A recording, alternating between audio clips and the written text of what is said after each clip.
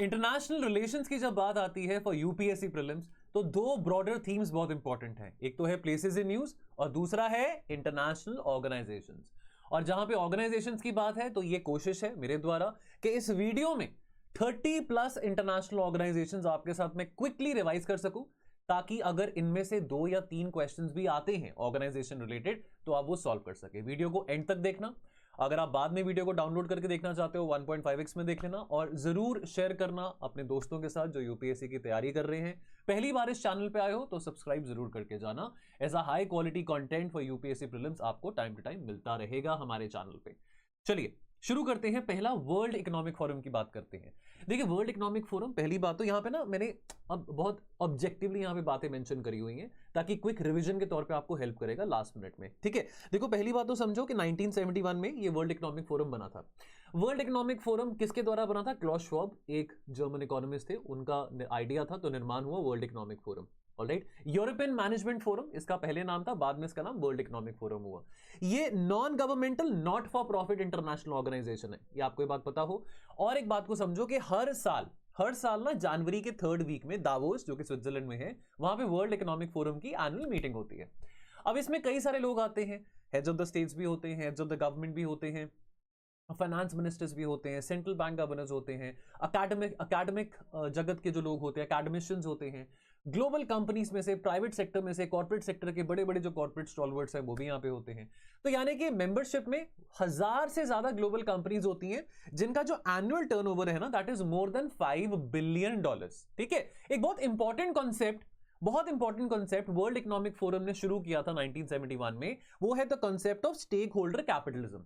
देखो understand one thing, अगर आप बिजनेस कर रहे हो तो आपको मुनाफा तो कमाना है, आपने रेंट देना है, अपने एम्प्लॉयज को सैलरी देनी है, आपने कुछ कैपिटल ऑब्वियसली स्पेंड करा है, उसका आपको रिटर्न भी चाहिए, तो प्रॉफिट कमाना कोई बुरी बात नहीं है, फाइन। लेकिन स्टेक होल्डर कैपिटलिज्म यानी कि आप वैल्यू एडिशन भी कर रहे हो, और आप जो प्रॉफिट आप यानी कि जैसे कहते हैं ना that the only business which is making money is poor business. तो यानी कि आप at the end of the day लोगों की लाइफ में क्या वैल्यू ऐड कर पा रहे हो, लोगों को क्या दे पा रहे हो। स्टेक होल्डर्स की बात आ रही है। स्टेक होल्डर्स यानी कि आपका जो बिजनेस प्रोडक्ट है वो केवल शेयर होल्डर्स के लिए नहीं, यानी कि जो बड़े बड़े शेयर होल्डर्स आपके कंपनी में इन्वेस्टेड हैं, बट स्टेक होल्डर्स यानी कि पब्लिक यूटिलिटी की बात आ रही है, वैल्यू एडिशन की बात आ रही है। ऑलराइट, सो एक बहुत important concept world economic forum ने दिया। फंडिंग की बात करें, प्राइमरीली ये फंडिंग होती है पार्टनरिंग कॉर्पोरेशंस के द्वारा, जिनका जो टर्नओवर है वो $5 बिलियन से ज्यादा का है।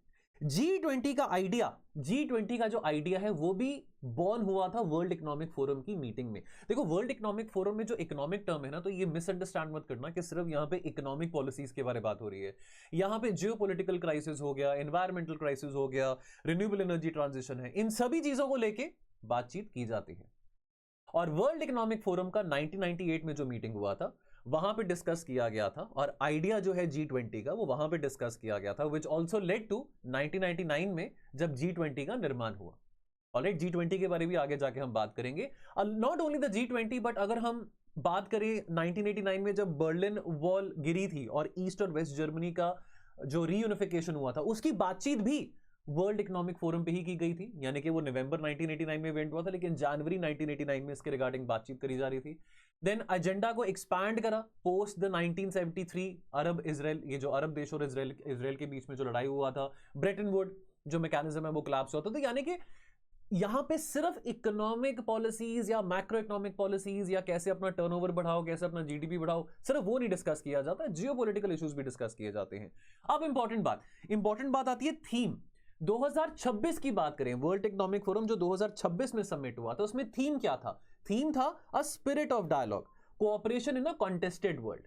ठीक है, अब यहां पे यूएस और यूरोप का जियोपॉलिटिक्स, एआई गवर्नेंस, बिकॉज ये आपको याद होगा जनवरी 2026 की बात है और ये मुद्दा तो अभी भी कॉन्टेस्टेड ही चल रहा है ग्रीनलैंड को लेके, है ना। डोनाल्ड ट्रंप ग्रीनलैंड को लेके बहुत ज्यादा तब के ग्रीनलैंड को मैंने एक्वायर करना है, ग्रीनलैंड को कैप्चर करना है, वो अपने सपने में चल रहे हैं 51st अमेरिकन स्टेट, मैंने कभी मेक्सिको को बनाना है, कभी ग्रीनलैंड को बनाना है। तो वो ये सब मुद्दा काफी चल रहा था कि नेटो काफी फ्रेजाइल हो रहा है, transatlantic world order is getting very fragile, और फ्रांस और अमेरिका के बीच में जो डोनाल्ड ट्रंप ने भी वो जो ट्वीट था, वो जो मैसेज था मैक्रॉन का, जो अपना सोशल मीडिया पे वायरल किया था, तो ये यानी कि यूएसए और यूरोप के बीच में जो भी घटपट चल रही थी वो सब सामने आई थी। एआई गवर्नेंस को लेके बात हुई, ट्रेड प्रोटेक्शनिज्म को लेके बात हुई, ग्लोबल ग्रोथ का कॉन्ट्रैक्शन की बात हुई because of the tariffs imposed by America on the rest of the world. 2025 में थीम क्या था? देखो थीम याद कर लेना, थीम इंपॉर्टेंट होता है। थीम 2025 में था resilience and renewal, pathways to a sustainable future. Alright, and 2025 में फोकस था डीकार्बनाइजेशन के ऊपर, वाटर स्कार्सिटी के ऊपर, water security, youth voices, green energy transition. अब हम इंपॉर्टेंट रिपोर्ट की बात करते हैं। एक इंपॉर्टेंट रिपोर्ट जो कि फेवरेट है यूपीएससी का, ग्लोबल जेंडर गैप रिपोर्ट, ये वर्ल्ड इकोनॉमिक फोरम के द्वारा ही पब्लिश करी जाती है। इंडिया का क्या रैंक है वो आप चेक भी कर सकते हैं फ्रॉम टाइम टू टाइम। 2025 में क्या था, 2026 में क्या है। 4 डायमेंशंस के अक्रॉस ये रिपोर्ट बनाई जाती है। 4 डायमेंशंस को स्टडी किया जाता है, इवैल्यूएट किया जाता है, जो कि कौन से हैं? Economic participation and opportunity, educational attainment, health and survival and political empowerment. ये 4 इंपॉर्टेंट डायमेंशन जिसके अक्रॉस ये रिपोर्ट बनाई जाती है, इवैल्यूएट की जाती है। एंड 0 to 1 यानी कि फुल पैरिटी, यानी कि अगर 0 to 1 की बात आ रही है तो यहां पे फुल पैरिटी की बात आती है। देखो एक और है ग्लोबल इनइक्वालिटी इंडेक्स, जो जीआईआई है ना, वो यूएनडीपी के द्वारा पब्लिश किया जाता है। उसमें क्या होता है? उसमें डिफरेंट पैरामीटर है। उसमें 1 का मतलब होता है कि पैरिटी नहीं है, 0 का मतलब होता है कि पैरिटी है। यहां पे उल्टा है, यहां पे 1 का मतलब है फुल पैरिटी। और ये जो ग्लोबल जेंडर गैप रिपोर्ट है वो एनुअली 2006 से पब्लिश किया जा रहा है। Longest standing gender equality index है, अब ऑलमोस्ट 20 साल हो चुके हैं। और इस रिपोर्ट के अकॉर्डिंगली $360 बिलियन पर ईयर की रिक्वायरमेंट है to achieve gender parity by 2030। ये ग्लोबल जेंडर पैरिटी बाय 2030 की बात हो रही है कि इतनी इन्वेस्टमेंट की रिक्वायरमेंट है ऑन एन ईयरली बेसिस। ठीक है जी, मैं एक और वीडियो जरूर बनाऊंगा इंडिसेस एंड रिपोर्ट्स को लेके। कमेंट सेक्शन में जरा लिख दीजिएगा इंडिसेस एंड रिपोर्ट्स। 100 कमेंट्स के आ सकते हैं इंडिसेस एंड रिपोर्ट्स को लेके, तो वो वीडियो, 1 शॉट वीडियो सारे इंडिसेस और रिपोर्ट्स को लेके भी आपके सामने आ जाएगा। ठीक है, लेकिन 100 कमेंट्स की पार्टिसिपेशन मुझे आप सबसे जरूर चाहिए। देन FATF की बात करते हैं, फाइनेंशियल एक्शन टास्क फोर्स। ठीक है जी, अब ये 1989 में on the sidelines of the G7 Paris summit financial action task force बना था जी। इसमें 39 कंट्रीज थे, लेकिन अभी इसमें से रशिया को निकाल दिया है तो 38 कंट्रीज हो गए। यूक्रेन इसमें मेंबर नहीं है, आपको पता हो। रशिया इसमें मेंबर था लेकिन रशिया को निकाल दिया because of the Ukraine Russia war. Plenary, अब देखो जो हाईएस्ट डिसीजन मेकिंग बॉडी है ना, जो हाईएस्ट डिसीजन मेकिंग बॉडी है FATF में, उसको प्लेनरी कहते हैं। और इसमें साल में 3 बार मीटिंग होती है। जो प्लेनरी सेशन होता है ना, साल में 3 बार ही मीटिंग होती है।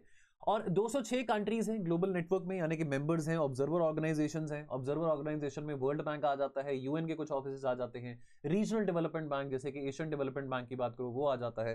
3 मैंडेट हैं, एंटी मनी लॉन्ड्रिंग मैंडेट है, combating the financing of terrorism mandate है, प्रोलिफरेशन फाइनेंसिंग मैंडेट है। यानी कि ये 3 मैंडेट्स हैं FATF के। जब FATF बना था तो एक मैंडेट था एंटी मनी लॉन्ड्रिंग, कि मनी लॉन्ड्रिंग के खिलाफ एक लड़ाई लड़नी है। और देखो अगेन, मनी लॉन्ड्रिंग की जब बात आती है तो सिर्फ यहां पे बातें नहीं है। FATF ने यह भी कहा कि जो FATF के मेंबर बनेंगे उनको एक कानून यानी कि रैटिफिकेशन की बात आती है कि आपने FATF की कन्वेंशन को रैटिफाई कैसे करोगे। इट्स नॉट दैट आपने बस FATF के कन्वेंशन को साइन कर दिया आप उसके मेंबर बन गए। रैटिफिकेशन, जैसे इंडिया ने PMLA कानून बनाया, prevention of money laundering act. तो यानी कि अब यह देखा जाता है FATF के द्वारा कि कौन सी कंट्रीज हैं जो कि सीरियसली मनी लॉन्ड्रिंग के खिलाफ एक मिशन मोड में लड़ाई लड़ रही हैं। ठीक है, देन उसके बाद FATF के मैंडेट को एक्सपैंड किया। 2001 में जब ये वर्ल्ड ट्रेड सेंटर पे अटैक हुआ, 9/11 अटैक्स हुआ, तो FATF के मैंडेट को और एक्सपैंड किया। Combating the financing of terrorism, यानी कि जो कंट्रीज, जो स्टेट एक्टर्स टैक्टिकली इन्वॉल्व हैं, फाइनेंस कर रहे हैं, फंड कर रहे हैं नॉन स्टेट एंटिटीज को, टेरर ग्रुप्स को, और अगर ये स्टेट एंटिटीज को पता है या वो स्टेट एंटिटीज में नॉन स्टेट, या फॉर एग्जांपल पाकिस्तान है, पाकिस्तान में फॉर एग्जांपल अगर पाकिस्तान की जो सरकार है उसको पता है कि भाई आपके यहाँ पे लश्कर तैयबा है, जैश ए मोहम्मद है, या उससे पहले अब अलकायदा की भी बात करें बिकॉज ओसामा बिन लादेन भी वहीं पे पाकिस्तान में पाए गए थे। अगर सरकार के नाकों के नीच, सरकार की इंफॉर्मेशन के होते हुए वहां पे उनको फाइनेंसिंग मिल रही है टेररिस्ट एंटिटीज को, टेररिस्ट ऑर्गेनाइजेशन को, और सरकारें इसके खिलाफ कुछ कर नहीं रही हैं, तो देयरफॉर उन सरकारों के खिलाफ भी कार्रवाई की जाएगी अंडर FATF। तो combating the financing of terrorism, जो नहीं कर रहा तो भैया उसको FATF अपने अकॉर्डिंगली ग्रे लिस्ट में डालेगा। उसके बारे में बात करेंगे।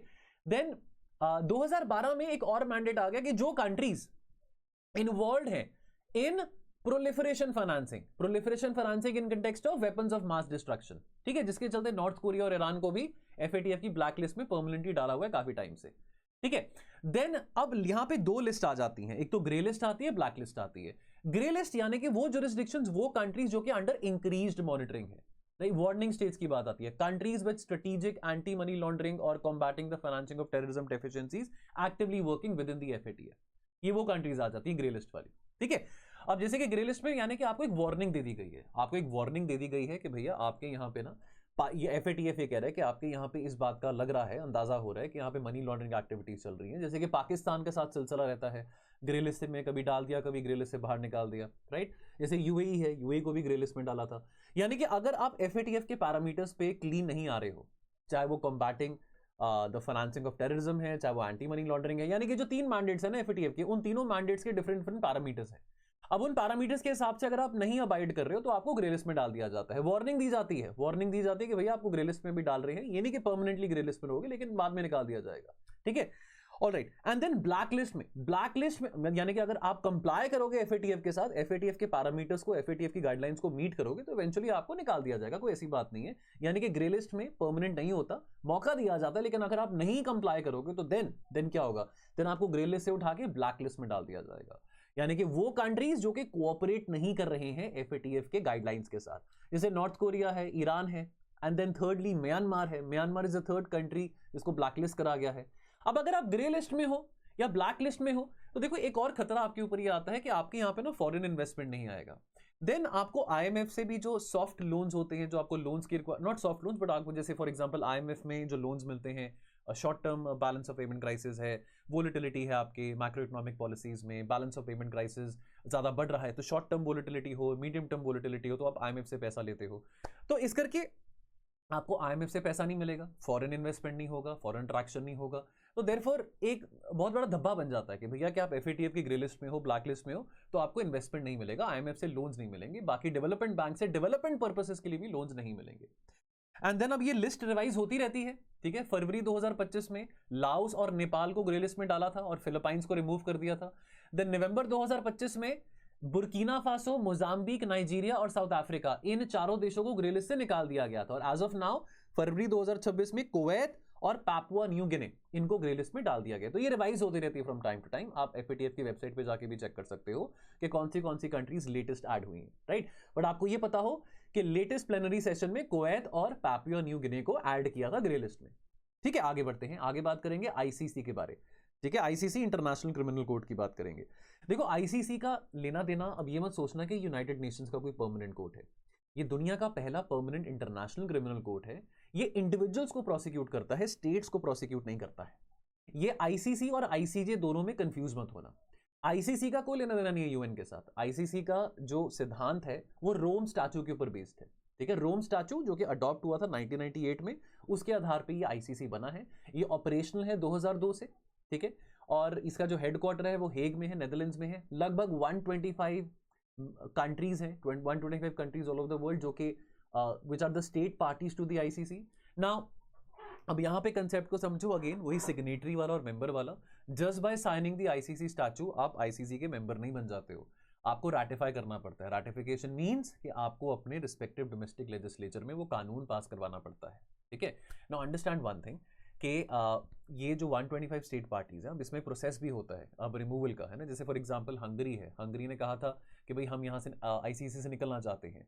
अब उसके लिए प्रोसेस होता है कि आपको पहले 1 साल का कूलिंग ऑफ पीरियड होता है कि आप पहले अपने पार्लियामेंट में आप पहले वोट करते हैं, और जो कन्वेंशन के जरिए जो आपने लॉ पास किया था जो कि कंप्लाई करता है आईसीसी को, उसको आपको फिर मेजॉरिटी गेन करनी पड़ती है ताकि आप एग्जिट ले सके फ्रॉम द आईसीसी, और एक साल का कूलिंग ऑफ पीरियड भी होता है। ठीक है, लेकिन अब इंडिया है, चाइना है, इन्होंने कभी भी आईसीसी के स्टैच्यू को साइन नहीं किया था। ठीक है, यूएसए है, रशिया है, उन्होंने साइन किया था लेकिन रैटिफाई नहीं किया था। तो जब तक आप रैटिफाई नहीं करेंगे तब तक आप आईसीसी के मेंबर नहीं कहलाए जाएंगे।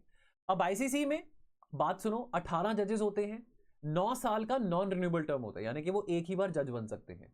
एंड देन आईसीसी में एक ऑफिशियल प्रोसिक्यूटर होता है। प्रोसिक्यूटर 2021 से कौन है? करीम खान, जो कि ब्रिटिश पाकिस्तानी नेशनल है। ICC is not equal to ICJ, ये आपको बात पता हो। आईसीजे जो है वो यूएन का प्रिंसिपल ऑर्गन है। ICJ international Court of justice United Nation का प्रिंसिपल ऑर्गन है। आईसीजे और आईसीसी दोनों कहां बैठते हैं? हेग में बैठते हैं, हेग नेदरलैंड्स में बैठते हैं। आईसीसी प्रोसिक्यूट करता है इंडिविजुअल्स को, आईसीजी क्या करता है? आईसीजी अगेन किसी को प्रोसिक्यूट नहीं करता है। आईसीसी क्या करता है? अपनी एडवाइजरी जुरिस्डिक्शन देता है। आईसीजे को इंटरनेशनल कोर्ट ऑफ जस्टिस को अगर 2 या 2 से ज्यादा जो मेंबर स्टेट्स हैं यूएन के, तो आईसीजे के कितने मेंबर्स होंगे? जितने यूएन के मेंबर्स हैं, 193 यूएन के मेंबर्स हैं, 193 आईसीजे के मेंबर्स हैं। तो आईसीजे क्या करेगा, जब 2 या 2 से ज्यादा कंट्रीज के बीच में कोई मुद्दा है इंटरनेशनल लॉ के राइजिंग, मतलब इंटरप्रिटेशन ऑफ इंटरनेशनल लॉ, कोई कंफ्यूजन है, कुछ भी ऐसी बात हो, तो वो इंटरनेशनल कोर्ट ऑफ जस्टिस को अप्रोच कर सकते हैं। अब इंटरनेशनल कोर्ट ऑफ जस्टिस के जो फैसले होते हैं वो बाइंडिंग नहीं होते हैं। इंटरनेशनल क्रिमिनल कोर्ट के भी जो फैसले होते हैं वो भी बाइंडिंग नहीं होते हैं। तो इसी करके इनको कागजी शेर, पेपर टाइगर ही कहा जाता है। ठीक है, आगे बढ़ते हैं। अब ये 2024-25 में जो डेवलपमेंट्स आईसीसी के कंटेक्स्ट में हुई थी, एक तो नेतन्याहू के खिलाफ अरेस्ट वारंट निकाला गया था for the war in Gaza. Then Philippines के एक्स प्रेसिडेंट रोड्रिगो दुतर्ते, उनको अरेस्ट किया था मार्च 2025 में, बिकॉज अपेरेंटली जब वो जिस टाइम पीरियड के लिए वो फिलीपाइंस के प्रेसिडेंट थे, 2016 से लेकर 2022 के बीच में, उन्होंने जो क्राइम अगेंस्ट, जो वॉर अगेंस्ट ड्रग जो मुहिम शुरू करी थी, उस वॉर अगेंस्ट ड्रग में कई सारी एक्स्ट्रा जुडिशियल किलिंग्स भी करी थी। उनको इस बात के लिए चार्ज किया गया है, क्राइम्स अगेंस्ट ह्यूमैनिटी के लिए। Then Taliban leaders, wrong applications, Taliban के जो कानून हैं, जो स्ट्रिक्ट इंटरप्रिटेशन ऑफ शरिया है, बहुत रिजिड कानून अप्लाई करे गए हैं जो कि औरतों के फेवर में नहीं हैं, औरतों के ह्यूमन राइट्स को वायलेट करते हैं। देन अमेरिकन सैंक्शंस, ट्रंप ने अपने एग्जीक्यूटिव ऑर्डर के जरिए सैंक्शन लगा दिए थे आईसीसी के ऑफिशियल्स के ऊपर। फाइनेंशियल और ट्रैवल सैंक्शंस लगाए थे। करीम खान जो कि प्रोसिक्यूटर हैं और साथ में कुछ और आईसीसी के ऑफिशियल्स के ऊपर सैंक्शन लगा दिए थे। And Mali, Niger, Burkina Faso सितंबर 2025 में। तो आपको ये भी बता दूं कि माली, नाइजर और बुर्किना फासो ना, इन तीनों देशों के बीच में एक अलायंस है, उसको हम कहते हैं alliance of Sahel states. Alliance of Sahel states कहते हैं। ठीक है, तो सितंबर 2025 में इनको विड्रॉ कर दिया गया था। मतलब इन्होंने कहा कि भैया हमको नहीं रहना आईसीसी में, कि क्या ही फायदा आईसीसी में रहने का, इतने साल हो गए हैं, आज 24 साल हो गए आईसीसी को बने को, लेकिन अब तक 10 या 11 लोग ही कन्विक्ट करें आईसीसी में। तो किस बात का ये इंटरनेशनल क्रिमिनल कोर्ट हुआ, किस बात की इंसाफी है, और किस बात के लिए हम पैसे कॉन्ट्रीब्यूट करते रहे आईसीसी के लिए। वेनेजुएला ने दिसंबर 2025 में कहा कि वो एग्जिट करना चाहता है। और हंगरी की बात करें, हंगरी अप्रैल 2026 से will no longer be a member of the ICC. Ukraine has become the latest addition to the ICC। Ukraine जनवरी 2025 में मेंबर बना आईसीसी का। अब जब ये वॉर शुरू हुआ था यूक्रेन रशिया का, तब यूक्रेन मेंबर नहीं था आईसीसी का, आपको ये पता हो। आईसीसी में और भी बात समझ लो, जब यूनाइटेड नेशन सिक्योरिटी काउंसिल कहता है, कोई केस रेफर करता है आईसीसी को, तो आईसीसी के प्रोसिक्यूटर को अबाइड करना पड़ेगा। क्या आईसीसी इन्वेस्टिगेशन ओपन अप कर सकता है किसी ऐसे केस में, किसी ऐसे सिचुएशन में जहां पे कोई पर्टिकुलर मेंबर कंट्री आईसीसी का मेंबर ना हो? कर सकता है, कोई दिक्कत वाली बात नहीं है। अगर तो कंडीशन ये है, अगर तो यूएनएससी उसको रेफर करेगा आईसीसी को, या दूसरी कंडीशन ये होती है कि अगर कोई ऐसा व्यक्ति है, मान लो कि आप एक XYZ व्यक्ति हो और आप you're a national, you're an individual from a country जो कि आईसीसी का मेंबर है। ठीक है, लेट्स से कि आईसीसी का मेंबर है एक कंट्री एबीसी, आपका नाम XYZ है, आप उसके मेंबर हो, आप किसी ऐसे कंट्री में जाके क्राइम अगेंस्ट ह्यूमैनिटी कर रहे हो, जेनोसाइड कर रहे हो, जो कि आईसीसी का मेंबर नहीं है। वो कंट्री जहां पे आप ये क्राइम कर रहे हो वो आईसीसी का मेंबर नहीं है, तो उस केस में भी आईसीसी इन्वेस्टिगेशन पिकअप कर सकता है आपके खिलाफ। ठीक है, देन आईसीजे की बात करते हैं, इंटरनेशनल कोर्ट ऑफ जस्टिस। ये प्रिंसिपल जुडिशियल ऑर्गन है यूनाइटेड नेशन का। This is one of the 6 main UN organs जो कि रिजॉल्व करता है डिस्प्यूट्स बिटवीन द स्टेट्स। इसकी स्थापना 1945 में करी थी। This is the successor to the Permanent Court of International Justice, जो कि लीग ऑफ नेशंस का, जो कि यूनाइटेड नेशन का प्रीडेसेसर था लीग ऑफ नेशंस। तो उसका जो ऑर्गन था जस्टिस का वो पीसीआईजे था। ऑलराइट, अगेन इसका जो ऑफिस है वो हेग नेदरलैंड्स में है, आईसीसी का ऑफिस भी हेग नेदरलैंड्स में है। नाउ अब ऐसा है कि यहाँ पे ना जुरिस्डिक्शन की जहां पे बात आती है तो आईसीजे अपने आप ऑटोमेटिकली कोई फैसले नहीं सुनाता है। This requires the consent of the state parties concern, जो कि डिस्प्यूट में या जिनके बीच में कोई डिस्प्यूट है। ऑलराइट, किस बेसिस पे? कोई ट्रीटी प्रोविजंस है, मतलब इंटरनेशनल लॉ की जो इंटरप्रिटेशन है ना, इंटरनेशनल लॉ, इंटरनेशनल कन्वेंशन, कोई ट्रीटी हो, कुछ भी हो, उस कन्वेंशन का, उस ट्रीटी का, उस कानून का समाधान करने के लिए, क्लैरिटी लेके आने के लिए, सोल्यूशन लेके आने के लिए, अगर 2 या 2 से ज्यादा मेंबर स्टेट्स के बीच में कंफ्यूजन है उसके इंटरप्रिटेशन को लेके, तो देन आईसीजे यहां पे आता है, but only on the request of the concern member states. यहां पे 15 जजेस होते हैं। कितने? 15 जजेस होते हैं। 9 साल का टर्म होता है, रिन्यूएबल टर्म होता है। मैक्सिमम 1 जज पर नेशनैलिटी, विच मींस नो 2 जजेस can be of the same country. अच्छा, यहां पे ये जो जजेस है ना, they are elected by the UNGA and the UNSC together. Alright, यानी कि ये जो इलेक्ट किया जाता है, इसमें जो प्रोसीजर होता है उसमें यूएनजीए का, मतलब वहां पे भी वोटिंग की जाती है, प्लस यूएनएससी का जो 5 प्रधान है, जो 5 जो P5 कंट्रीज हैं, उनका भी कंसेंसस यहां पे बनाया जाता है। ऑलराइट। देन इंडिया से जस्टिस दलवीर भंडारी हैं जो कि री इलेक्ट हुए थे 2017 में, पहली बार वो 2012 में वहां पे एज ए जज गए, 2017 में री इलेक्ट हुए। ठीक है, अभी पिछले हाल फिलहाल में जैसे for example south Africa versus Israel का मुद्दा आईसीजे पे आया था, जेनोसाइड केस की अगर हम बात करें तो साउथ अफ्रीका ने आईसीजे में कंप्लेंट दर्ज किया था ऑन बिहाफ ऑफ पैलेस्टीन कि भाई इजराइल जो है वो जेनोसाइड कन्वेंशन को वायलेट कर रहा है, और Israel is a signatory, is a member of the genocide convention. And अब आईसीजे ने कहा कि भैया जनवरी 2024 की बात है, आईसीजे ने कहा कि इजराइल को ऑर्डर किया कि जेनोसाइडल एक्ट्स को बंद कीजिए, ह्यूमैनिटेरियन एड अलाउ कीजिए, सीज फायर वहां पे ये जनवरी 2024 की बात है कि have a cease fire and all that. But any which ways I mean that is one thing that who listens to the ICJ, ये सिर्फ ऐसी बातें हैं जो हमको याद रखनी पड़ती हैं कि ये हुआ था वो था, but nobody listens to the ICJ which is very unfortunate कि ये बनाया ही क्यों है अगर आपने सुनना नहीं है। Alright, ICJ has not declared Israel guilty of genocide, had only issued interim और provisional orders इसको हम कहते हैं। Then नंबर 5 पे बात करेंगे नेटो के बारे।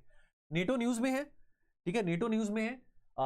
अंटिल 2024 हम ये कहते थे कि भैया व्लादिमीर पुतिन ने लड़ाई शुरू करी यूक्रेन में कि नेटो का एक्सपेंशन ना हो, और नेटो का एक्सपेंशन हो गया, 30 थे 30 से 32 हो गए।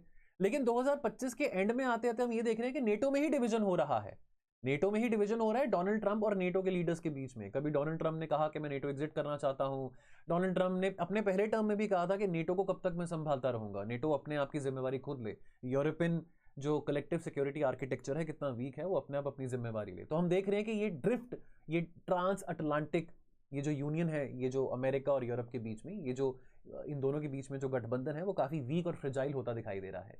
अब नेटो बना 1949 में, अप्रैल 1949 में अंडर द वॉशिंगटन ट्रीटी। अच्छा, ये बात को भी समझना, कुछ ऑर्गेनाइजेशंस हैं जो कि ना ट्रीटी के सिद्धांत पे बेस्ड है।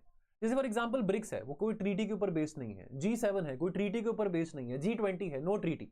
नेटो एक ट्रीटी के ऊपर बेस्ड है ना, एक ट्रीटी के ऊपर बेस्ड है, इसको वॉशिंगटन ट्रीटी कहते हैं। तो कलेक्टिव डिफेंस की बात होती है, यानी कि यहां पे जब बना था 1949 में, तो वहां पे तब ये बात करी गई थी कि हमने कलेक्टिव डिफेंस दिखाना है सोवियत यूनियन के एक्सपेंशन के खिलाफ, सोवियत अग्रेशन के खिलाफ। ठीक है, आज 32 देश हैं, शुरू में 12 देश थे, आज 32 देश हैं। लेटेस्ट कौन सा है? फिनलैंड 31st मेंबर बना था, सॉरी लेटेस्ट स्वीडन है, bag your pardon, latest Sweden है। 31st मेंबर बना फिनलैंड, 32nd मेंबर बना स्वीडन। ठीक है, स्वीडन जो है वो लेटेस्ट एंट्रेंट है। आपको ये भी पता हो कि पहले फिनलैंड आया कि पहले स्वीडन आया? पहले फिनलैंड आया, बाद में स्वीडन आया। ठीक है, now Secretary General Mark Rutte जो है, former Dutch Prime Minister Mark Rutte जो है, he is the secretary General of NATO, और ये 1 अक्टूबर 2024 में ही यहाँ के सेक्रेटरी जनरल बने हैं। 4 साल का टर्म होता है, रिन्यूएबल टर्म होता है, ये आपको पता हो। अच्छा, रिन्यूएबल टर्म की बात आई है, अब कितनी बार वो बन सकते हैं वो नहीं मेंशन, लेकिन रिन्यूएबल टर्म है, एक से ज्यादा बारी वो बन सकते हैं, एक से ज्यादा बारी कोई व्यक्ति है वो नेटो का सेक्रेटरी जनरल बन सकता है। और इंडिया नेटो के बीच में पहला पॉलिटिकल डायलॉग हुआ था ब्रसेल्स में दिसंबर 2019 में। ठीक है, हमारी कोई दिलचस्पी नहीं है नेटो में एंटर करने के लिए, because we don't want to हम ऐसा नहीं दिखाना चाहते रशिया को, क्योंकि वो भी हमारा बहुत टाइम टेस्टेड फ्रेंड है, मित्र है, कि हम ज्यादा नजदीकियां नेटो के साथ बना रहे हैं। Important articles of the north Atlantic treaty जो न्यूज में है, आर्टिकल 4 की बात करते हैं। आर्टिकल 4, आर्टिकल 5 और आर्टिकल 13, ये 3 आर्टिकल्स है। आर्टिकल 4 कहता है consultation case, the parties will consult together देखो यहाँ पे 3 ये जो आर्टिकल्स है ना, न्यूज में तो इस करके बता रहा हूँ। आर्टिकल 4 कहता है कि पॉलिटिकल, बिकॉज देखो ये सिक्योरिटी और पॉलिटिकल अलायंस है, यानी कि डिप्लोमेसी के जरिए और पॉलिटिकल डिस्कशन के जरिए पहले कोशिश की जाती है कि कॉन्फ्लिक्ट को रिजॉल्व किया जा सके, अगर कॉन्फ्लिक्ट राइज हो सकता है। देखो मेन जो सिद्धांत है नेटो का वो ये है, one for all for one. Collective security, collective defence की जो बात आती है वो आर्टिकल 5 में इनग्रेन्ड है कि attack on one member is considered as an attack on all. The only binding collective defence clause in NATO, ये आर्टिकल 5 के तहत आता है और इसको एक ही बार इन्वोक करा गया है। तो आर्टिकल 4 पहले कहते हैं कि पॉलिटिकल डिप्लोमेटिक तरीके से बातचीत करेंगे, अगर नहीं बात बनती है तो आर्टिकल 5 इन्वोक होता है कि भैया अग्रेसर ने अटैक कर दिया है, हमारा पॉलिटिकल डिप्लोमेटिक जो एफर्ट था वो सारा का सारा अब किसी काम का नहीं है। अब अगर हम पे अटैक, अगर किसी भी एक मेंबर पे अटैक हुआ है तो वो पूरे नेटो पे ही हमला माना जाता है। अभी तक आर्टिकल 5 को एक ही बार इन्वोक करा है जब से नेटो बना है, 2001 में जब अमेरिका 9/11 इवेंट हुआ था। और तब भी ना आपको ये बात बता दूं, 9/11 में भी आर्टिकल 5 को इन्वोक तो कर लिया, लेकिन तभी भी ना अमेरिका ने कोलिशन ऑफ विलिंग करके बनाया था, कोलिशन ऑफ विलिंग। वो कोलिशन ऑफ विलिंग में अमेरिका ने ये कहा था कि भैया हम कोई प्रेशर नहीं देते कि सब नेटो मेंबर्स को आना है, जो आना चाहे वो आ सकते हैं। ठीक है, देन आर्टिकल 13, आर्टिकल 13 अभी इस कॉन्टेक्स्ट में आता है जिस कॉन्टेक्स्ट में भी पीछे हाल ही में डोनाल्ड ट्रंप ने कहा कि मैं नेटो को एग्जिट करना चाहता हूं। तो कोई मेंबर अगर एग्जिट करना चाहे नेटो को तो क्या इतना आसान काम है? Any member may cease to be a party to the treaty after 20 years, 20 साल के बाद, यानी कि 20 साल ऑफ नेटो के बाद। अब 20 साल, अब गिवन द फैक्ट उसको 1 साल का नोटिस देना पड़ेगा, ठीक है। अब हंगरी ने आर्टिकल 13 को साइड करते कहा कि वो आईसीसी को लीव करना चाहता है, छोड़ना चाहता है।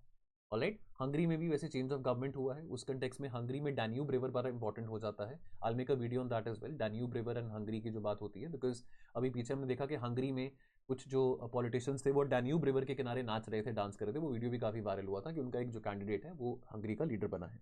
ऑलराइट, नाउ हंगरी ने ये कहा था आर्टिकल 13 को साइड करते हुए कि हम आईसीसी को लीव करना चाहते हैं, ठीक है। But again this is cited in debates about whether members could be expelled, they can not.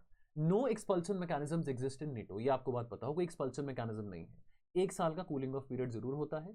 अब अगर अमेरिका की ही बात करें, अमेरिका को अगर एग्जिट करना है तो अमेरिका को आर्टिकल 13 के तहत क्या क्या करना पड़ेगा? पहले तो 1 साल का उसको नोटिस पीरियड देना पड़ेगा, 1 साल का नोटिस पीरियड सर्व करना पड़ेगा। आज डोनाल्ड ट्रंप ने बोला कि मैं नेटो एग्जिट करना चाहता हूं, ऐसा नहीं होगा।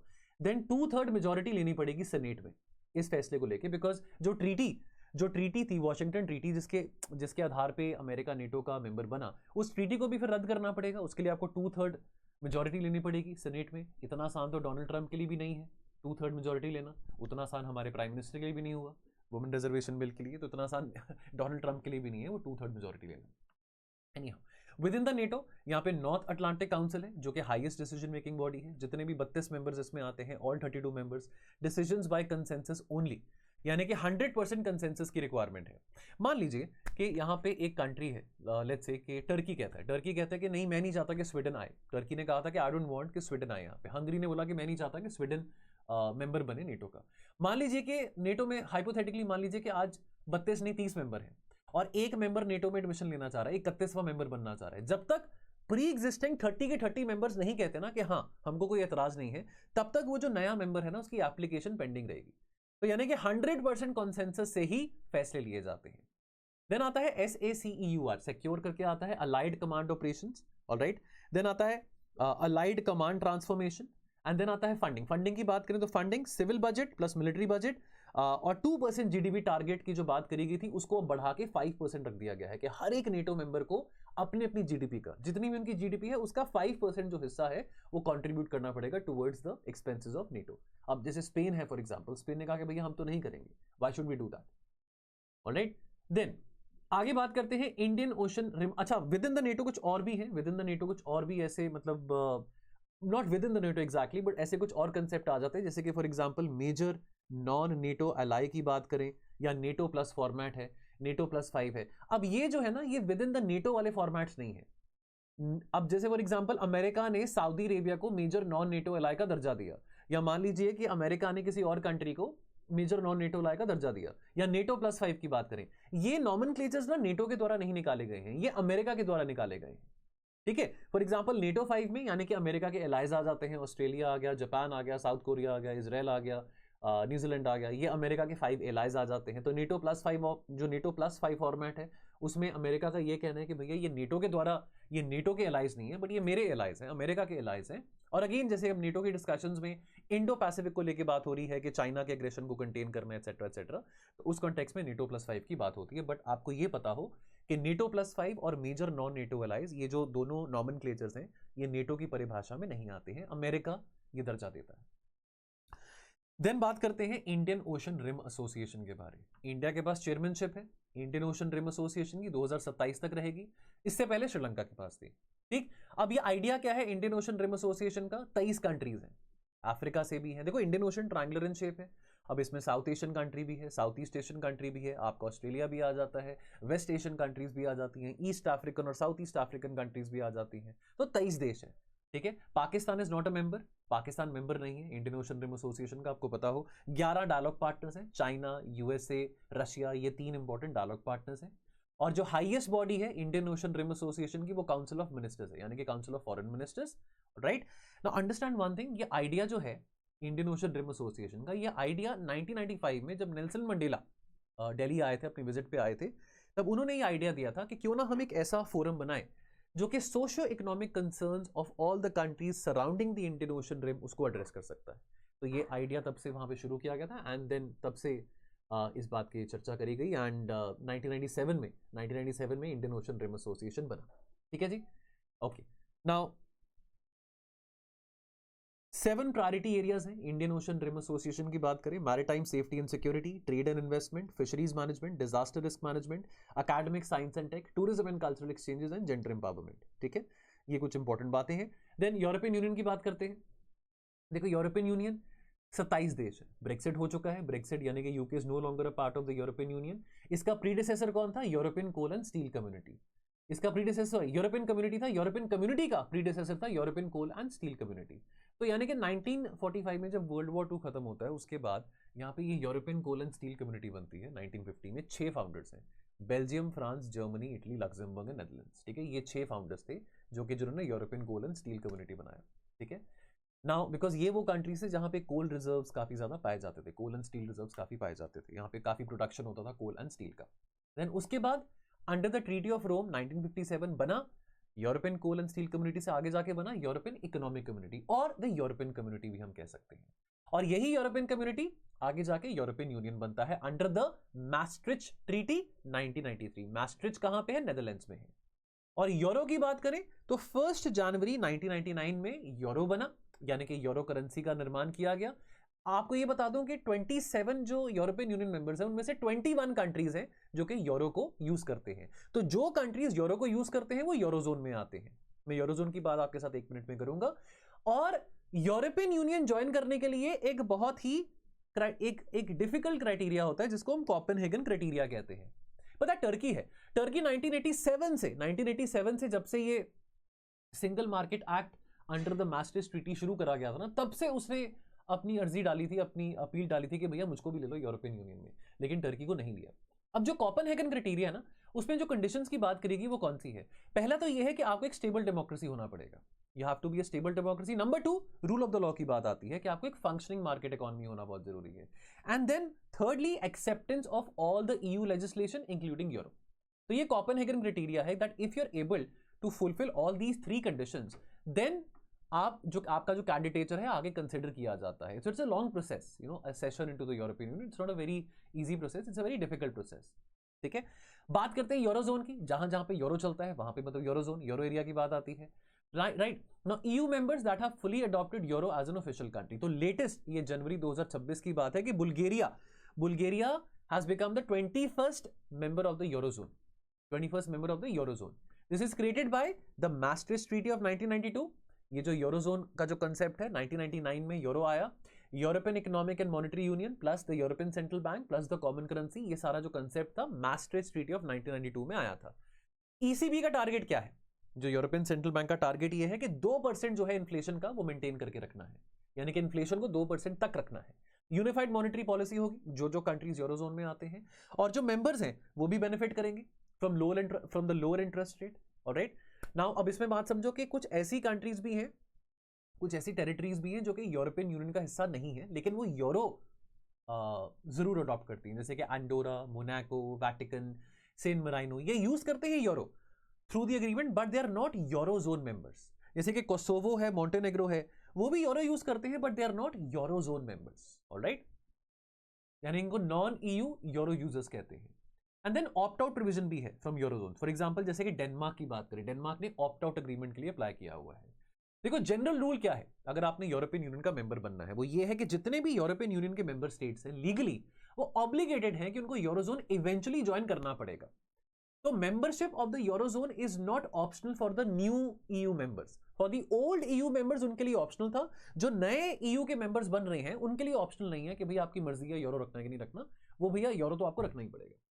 Now convergence criteria to join the eurozone, a country must meet price stability यानी कि low inflation, sound public finances यानी कि जो आपका डेफिसिट है, जो आपका फिस्कल डेफिसिट है that should be less than 3% of the GDP, debt आपका जो टोटल डेट है that should be less than 60% of your GDP, और एक्सचेंज रेट स्टेबिलिटी होनी जरूरी है, and convergence of long term interest rates.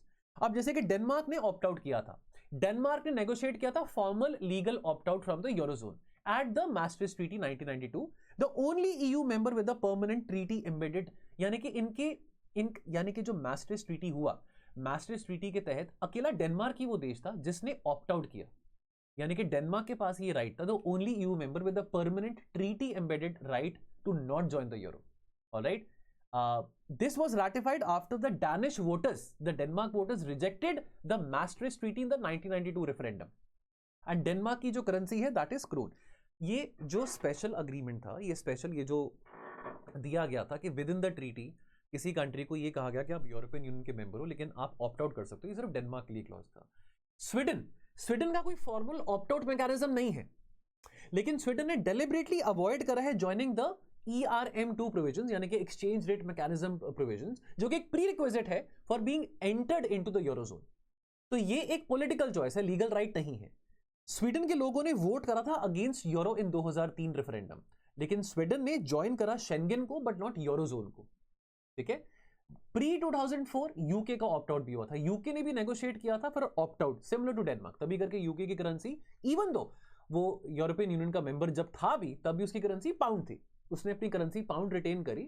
And अब तो चलो कोई रेलेवेंट बात रही नहीं because UK is no longer a member of the European Union. नए जो ईयू मेंबर्स हैं, for example countries joining the EU after 1993, जैसे कि पोलैंड है, हंगरी है, जेक रिपब्लिक है, रोमानिया, बुल्गारिया, इनका नो ऑप्ट आउट है, यानी कि they are legally committed to join the eurozone once they meet the convergence criteria. यानी कि इनके पास कोई ऑप्ट आउट वाला प्रोविजन नहीं है. जो नए मेंबर्स ऐड हुए हैं वो डिले कर सकते हैं यूरो के अडॉप्शन को, बट वो परमानेंटली ऑप्ट आउट नहीं कर सकते हैं. ठीक है, ये आपको पता. देन बात करेंगे एपेक के बारे. देखो ये और डिटेल में कराया हमने अपने रैपिड रिवीजन प्रोग्राम में, क्रैश कोर्स में और डिटेल में कराया है, बट वंस अगेन ये डॉक्यूमेंट भी आपके बहुत काम आने वाला है दोस्तों. बहुत मेहनत से डॉक्यूमेंट्स बनते हैं, काफी कंडेंस करके इंफॉर्मेशन बनाई है. ये लास्ट मिनट रिवीजन के तौर पे ये आपको जो शीट है ऑर्गेनाइजेशन की बहुत काम आएगी.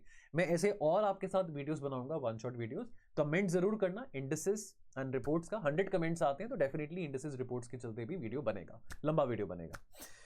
नाउ एपेक की बात करते हैं, Asia Pacific economic cooperation. Again इसकी बात करें, इसकी फाउंडेशन 1989 में हुई है. 21 इकोनॉमीज है, 21 मेंबर इकोनॉमीज है. यहाँ पे 21 कंट्रीज नहीं है, 21 मेंबर इकोनॉमीज है. यानी कि एपेक एक ऐसा फोरम है, एशिया पैसिफिक इकोनॉमिक कोऑपरेशन एक ऐसा फोरम है जहां पे सिर्फ इकोनॉमिक मुद्दों को लेकर ही बातचीत होती है. Right, understand one thing. अब यहाँ पे मेंबर इकोनॉमीज टर्म क्यों ऐड किया गया है? बिकॉज अंडरस्टैंड, ताइवान है, हांगकांग है, ये कंट्रीज तो नहीं है, इंटरनेशनल रिकॉग्निशन तो इनको एज अ कंट्री नहीं मिला under the one China principal, लेकिन अब ये पार्टिसिपेट करते हैं एपेक की मीटिंग्स में. सो देयरफॉर अब चाइना को तो पसंद नहीं आएगा ना कि आप इन दोनों एंटिटीज को एज अ कंट्री एक्सेप्ट करो, बिकॉज चाइना तो बहुत फर्म है कि भैया ये वन चाइना प्रिंसिपल के चलते चाइना की ही टेरिटरीज हैं. तो ये 21 मेंबर इकोनॉमीज का टर्म यूज किया जाता है. ठीक है, इंडिया की बात करें तो इंडिया ज्वाइन करना चाहता है एपेक को 1991 से, लेकिन एपेक ने under the pressure of China एक इनफॉर्मल मोरेटोरियम रखा है कि नए मेंबर्स को हम ऐड नहीं करेंगे. अमेरिका, जापान, साउथ कोरिया ये सपोर्ट करते हैं इंडिया की एंट्री को, लेकिन अगेन आपको जैसे पता है कि यहाँ पे भी कंसेंसस के जरिए काम किया जाता है. तो चाइना अपोज करता है, चाइना कहता है कि यार कि इंडिया का तो है ही नहीं कुछ लेने देना पैसिफिक ओशन के साथ, तो इंडिया यहाँ पे क्या करेगा, इंडिया का यहाँ पे क्या काम है. ऑलराइट, नाउ एपेक 2025 की बात करें तो दो साउथ कोरिया ने होस्ट किया था. ग्योंगजो समिट है जो कि एपेक 2025 में हुआ था. थीम क्या था? Building a sustainable tomorrow, connect, innovate, prosper. ठीक है, ये ग्वांगजो लीडर्स डिक्लेरेशन था जहां पे एआई, डिजिटल इकोनॉमी, इन सब के बारे में यहां पे बात करी गई थी. ओके, इंटरपोल की बात करते हैं. अब देखो इंटरपोल क्या है? International criminal police organisation. देखो बात को समझो, इंटरपोल दुनिया की लार्जेस्ट पुलिस ऑर्गेनाइजेशन है, इसमें 195 मेंबर कंट्रीज हैं. एक इंपॉर्टेंट बात समझो, यहां पे कोई एग्जीक्यूटिव पावर्स नहीं है इंटरपोल के पास. इंटरपोल के पास कोई पावर नहीं है कि वो आपको अरेस्ट कर सके या वो किसी भी अथॉरिटी के साथ या बिना किसी नेशनल अथॉरिटी के अप्रूवल से आपको अरेस्ट कर सके, आपको इन्वेस्टिगेट कर सके. इंटरपोल के पास वो कैपेसिटी नहीं है. इंटरपोल एक मीडियम है जो क्या करता है, दो या दो से ज्यादा जो यानी कि जो 195 कंट्रीज हैं, इन 195 कंट्रीज की पुलिस ऑर्गेनाइजेशंस को कनेक्ट कौन करवाता है? इंटरपोल. इसका पूरा नाम क्या है? International criminal police organisation. तो 1923 में वियना में ये कंसेप्ट, वैसे तो 1914 में ये पहली बार मीटिंग बुलाई गई थी, इंटरनेशनल पुलिस कांग्रेस मीटिंग, लेकिन उसके बाद वर्ल्ड वॉर 1 आ गया था. उसके बाद 1923 में वियना में फिर ये मीटिंग कन्वीन करी गई थी. एंड देन आज 195 मेंबर कंट्रीज हैं इस ऑर्गेनाइजेशन में. देन I24/7 ये एक secure global police communication network है विद इन द इंटरपोल, जो कि डेटाबेस रखता है on the most wanted person, stolen vehicles, travel documents, fingerprints, DNA, face recognition etcetera. Structure की बात करें तो जनरल असेंबली सुप्रीम बॉडी है. राइट, जनरल असेंबली जो है इंटरपोल की, that is the supreme body. Right. Annually यहाँ पे जनरल असेंबली की मीटिंग होती है, 1 डेलीगेट पर कंट्री। सेक्रेटरी जनरल होता है जो कि डे टू डे फंक्शनिंग, और जो चीफ एग्जीक्यूटिव ऑफिसर होता है इंटरपोल का, 5 साल का टर्म उसका होता है। And then national central bureau, हर एक कंट्री का ना अपना अपना एक एनसीबी होता है, नेशनल सेंट्रल ब्यूरो होता है विद इन द इंटरपोल। अब जैसे इंडिया का जो एनसीबी है वो कौन है, सीबीआई है, ठीक है। अब देन कलर, यहाँ पे कलर कोडेड नोटिस आ जाते हैं, red colour, blue colour, green colour, ठीक है, yellow colour notice, black colour, orange colour, purple colour, ये सारे नोटिस आ जाते हैं। हर एक कलर का नोट, हर एक कलर कोडेड नोटिस का अपना अपना सिग्निफिकेंस होता है, ठीक है। अब देखो, अंडरस्टैंड वन थिंग, ये इंटरपोल इशू करता है, लेकिन इंटरपोल अपने आप से नहीं कहता कि इसके खिलाफ रेड कलर नोटिस है, इसके खिलाफ ब्लू कलर नोटिस है। इंटरपोल को अगर कोई मेंबर कंट्री रिक्वेस्ट करती है, इंडिया ने रिक्वेस्ट किया इंटरपोल को कि भाई इस व्यक्ति के खिलाफ, मेहुल चोकसी के खिलाफ या नीरव मोदी के खिलाफ हमको ये वाला कलर कोडेड नोटिस निकालना है, तो इंटरपोल निकालता है, ठीक है। तो ये नोटिस के बारे में पढ़ लो। Red notice is seeking the location and the arrest of the wanted person for the prosecution or to serve a sentence, ठीक है। देन ब्लू नोटिस, जैसे कि ये red colour notice Mehul Choksi के खिलाफ निकाला था। Then blue notice collecting additional information about a person's identity, location और activities in relation to a crime. Then green colour notice warning about a person's criminal activities if that person is considered a possible threat to public safety. Then yellow notice यानी कि locate missing people, often minors, or to help identify people who are unable to identify themselves. Black color notice यानी कि seeking information on unidentified bodies. Orange color notice यानी कि warn of an event, a person, an object or a process representing a serious and imminent threat to public safety. Then purple notice आ जाता है।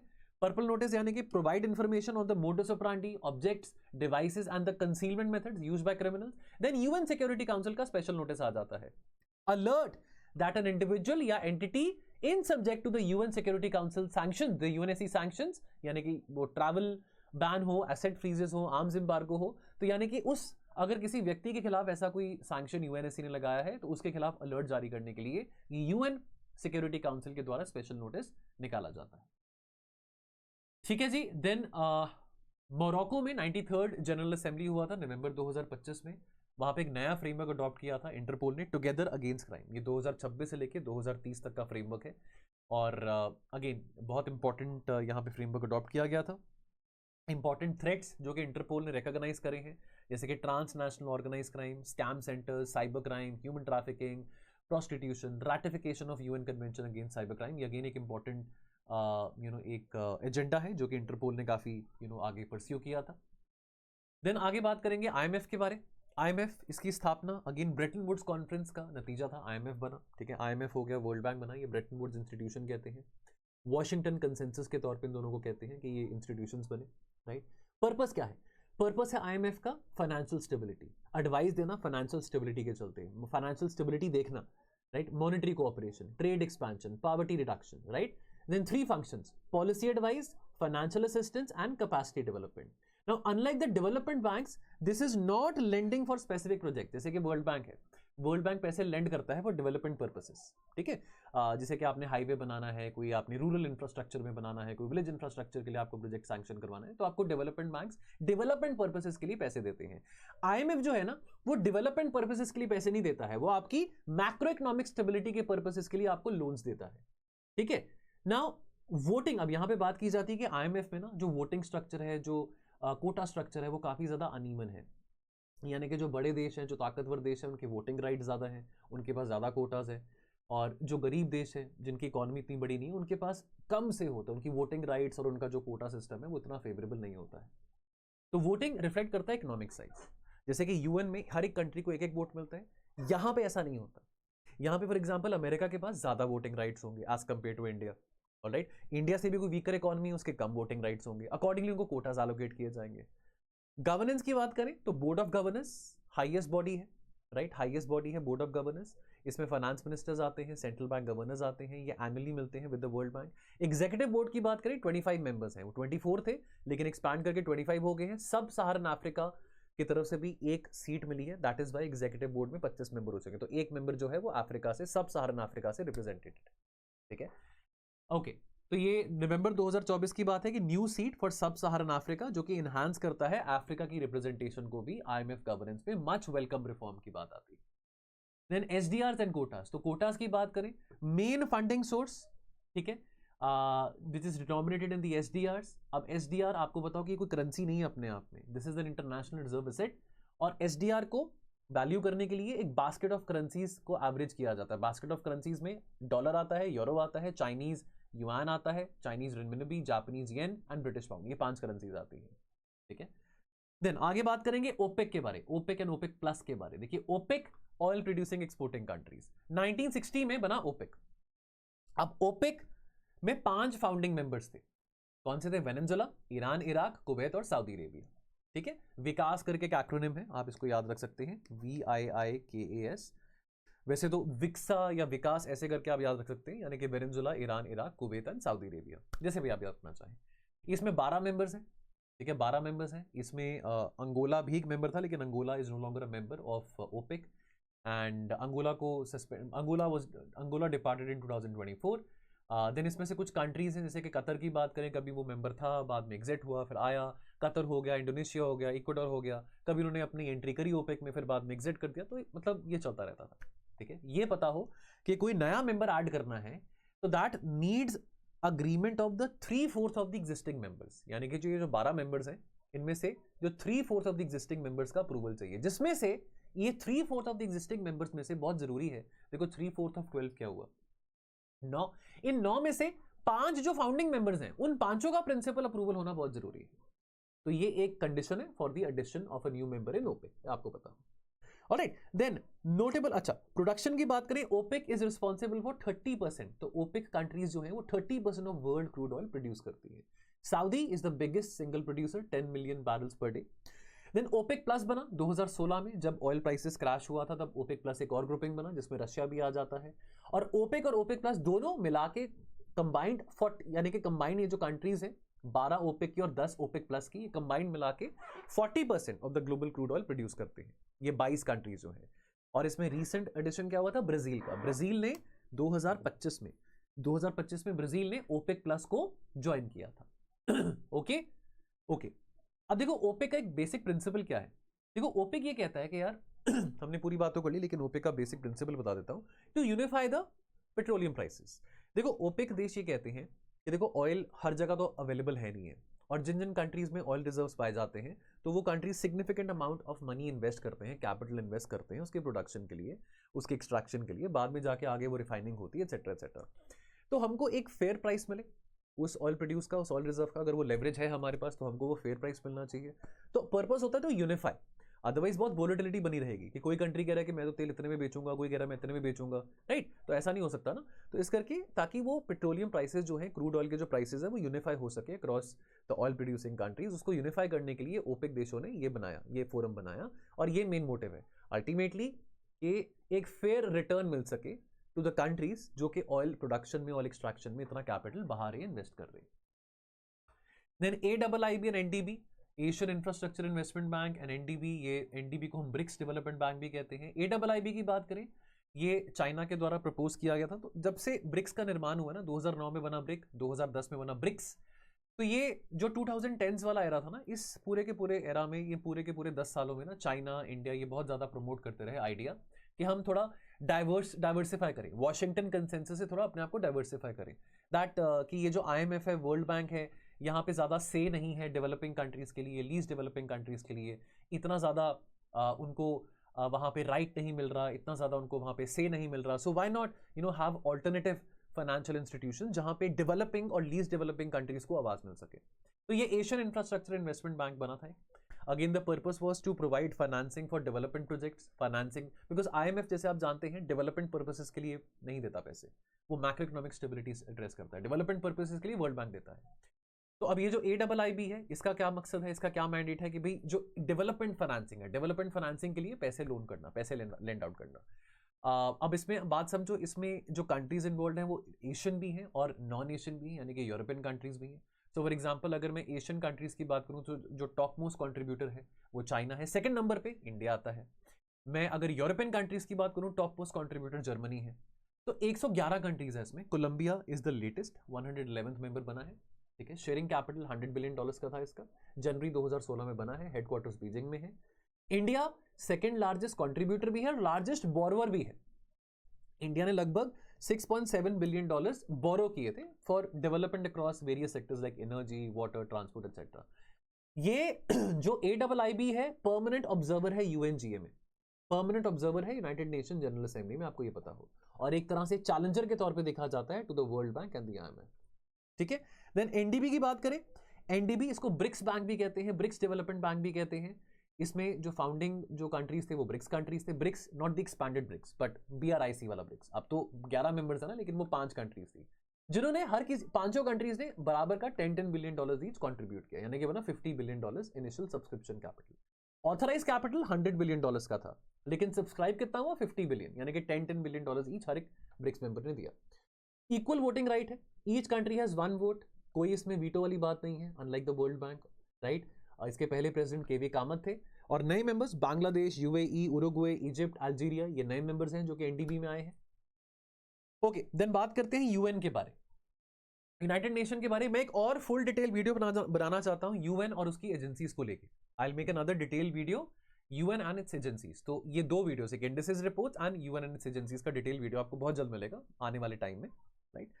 Then okay, UN अक्टूबर 24, 1945 UN day मनाया जाता है। ठीक है, स्थापना यूएन की हुई, अक्टूबर 24 को यूएन डे मनाया जाता है। सैन फ्रांसिस्को कॉन्फ्रेंस 2 महीने चला था, अप्रैल 1945 से लेकर जून 1945 तक। उसका आउटकम क्या था? United Nation. ये जो टर्म है United Nation, this term was coined by Roosevelt, Franklin Roosevelt, जो कि अमेरिका के तब प्रेसिडेंट थे। 51 ओरिजिनल मेंबर्स थे यूएन के, including India which was British India back then. India was also one of the founding members of UN. UN के कितने members हैं? 193 मेंबर्स हैं। ठीक है, पैलेस्टीन ऑब्जर्वर है, और आपका जो ये वैटिकन सिटी है वो भी ऑब्जर्वर है। ठीक है, होली सी वैटिकन सिटी इसको हम कहते हैं, वो भी ऑब्जर्वर है। देन इसका जो प्रीडिसेसर था यूएन का, that was the league of Nations. League of Nations बना था after the end of world war 1। League of Nations में अमेरिका नहीं था। अमेरिका के जो तब के प्रेसिडेंट थे वुड्रो विल्सन, उन्होंने नाम दिया था लीग ऑफ नेशंस, लेकिन अमेरिका का कोई मौजूदगी नहीं थी उसमें, लीग ऑफ नेशंस में। ठीक है, ओके। एंड देन अभी जो प्रेजेंट सेक्रेटरी जनरल है यूएन के, एंटोनियो गुटेरेस है, इनका इलेक्शन होना है, बिकॉज ये रीअपॉइंट हुए थे जून 2021 में। अब यूएन में ये तो मेंशन है कि आप 1 से ज्यादा बारी बन सकते हो, ये नहीं मेंशन कि कितनी बारी बन सकते हो। रिन्यूएबल टर्म है वो मेंशन है, बट क्या आप 1-2 बारी बन सकते हो? 2 बारी तो बन सकते हो, 3 बारी 4 बारी वो मेंशन नहीं है।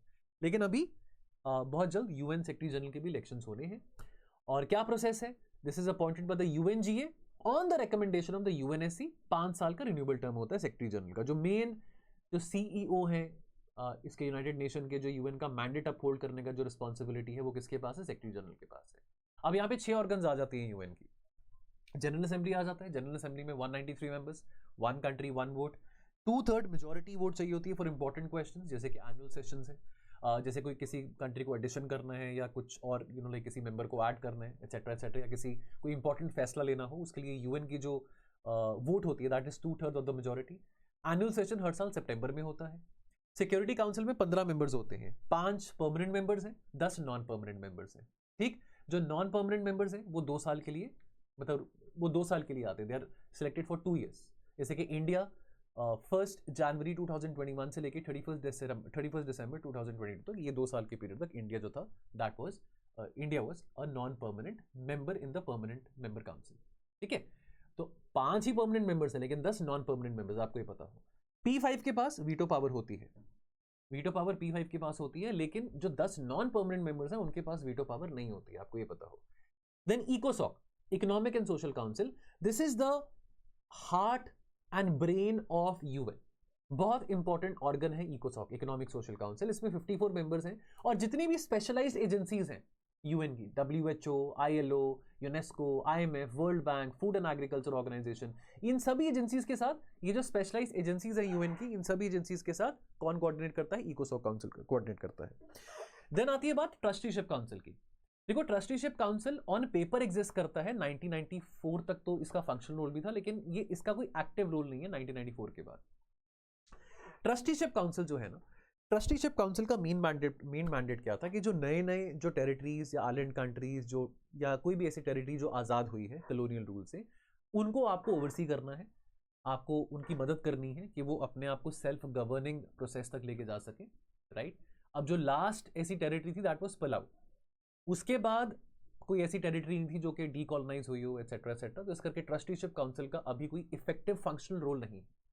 On paper as an organ of UN exist करता है, लेकिन कोई फंक्शनल रोल नहीं है। और court of justice principal judicial organ है, ये स्टेट्स डिस्प्यूट को रिजॉल्व करता है, दो से ज्यादा जो स्टेट, लेकिन again you have to request the ICJ, वो अपने आप ऑटोमेटिकली आके नहीं बोलता कि भैया मैं आपके डिस्प्यूट्स को रिजॉल्व करना चाहता हूं, आपको अप्रोच करना पड़ता है इंटरनेशनल कोर्ट ऑफ जस्टिस में. And then the secretariat, this is led by the secretary general, this is the main, the secretariat of the UN is the main, you know the जो day to day activities हैं, जो भी day to day official work है, that is conducted by the secretariat, this of course led by the secretary general, जो कि UN programmes और policies को administer करते हैं. ओके देन आता है G20. G20 देखो, G20 बना 1999 में. G20 का मेन मोटिव क्या था, मेन मोटिवेशन क्या था बनने का? 1997 में एशियन फाइनेंशियल क्राइसिस हुआ था साउथ ईस्ट एशियन इकोनॉमीज में, ठीक. So therefore there was a need कि हम ग्लोबली जो सारी की सारी इकोनॉमीज हैं, कैसे वो कन्वर्ट्स कर सकते हैं, कैसे वो डिस्कस कर सकते हैं इंपॉर्टेंट इकोनॉमिक मैटर्स को, ताकि इस तरह का क्राइसिस कहीं और ना हो. 1997 में क्राइसिस हुआ, that was also the time जब globalisation was very very new for most of the world. 1990s में ग्लोबलाइजेशन का जो इंटीग्रेशन है वर्ल्ड इकोनॉमी में हमने देखा, including developing countries like India also embraced the path of globalisation.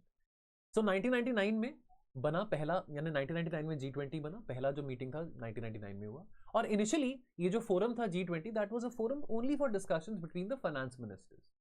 इसको upgrade किया 2008 में, that the heads of the state will also meet, ये G20 की मीटिंग्स की साइडलाइंस में.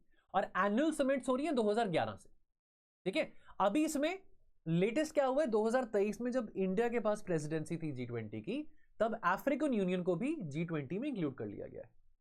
निमोनिक है गुरु जी सीता, एसएससी एफसीआई में काम करती है, that is the mnemonic to remember ये कौन सी कंट्रीज हैं जो कि इसमें G20 में आती हैं. नाउ अंडरस्टैंड वन थिंग, इसका कोई परमानेंट सेक्रेटेरिएट नहीं है, रोटेटिंग प्रेसिडेंसी है, प्रेसिडेंसी रोटेट होती है. 2026 में प्रेसिडेंसी किसके पास है?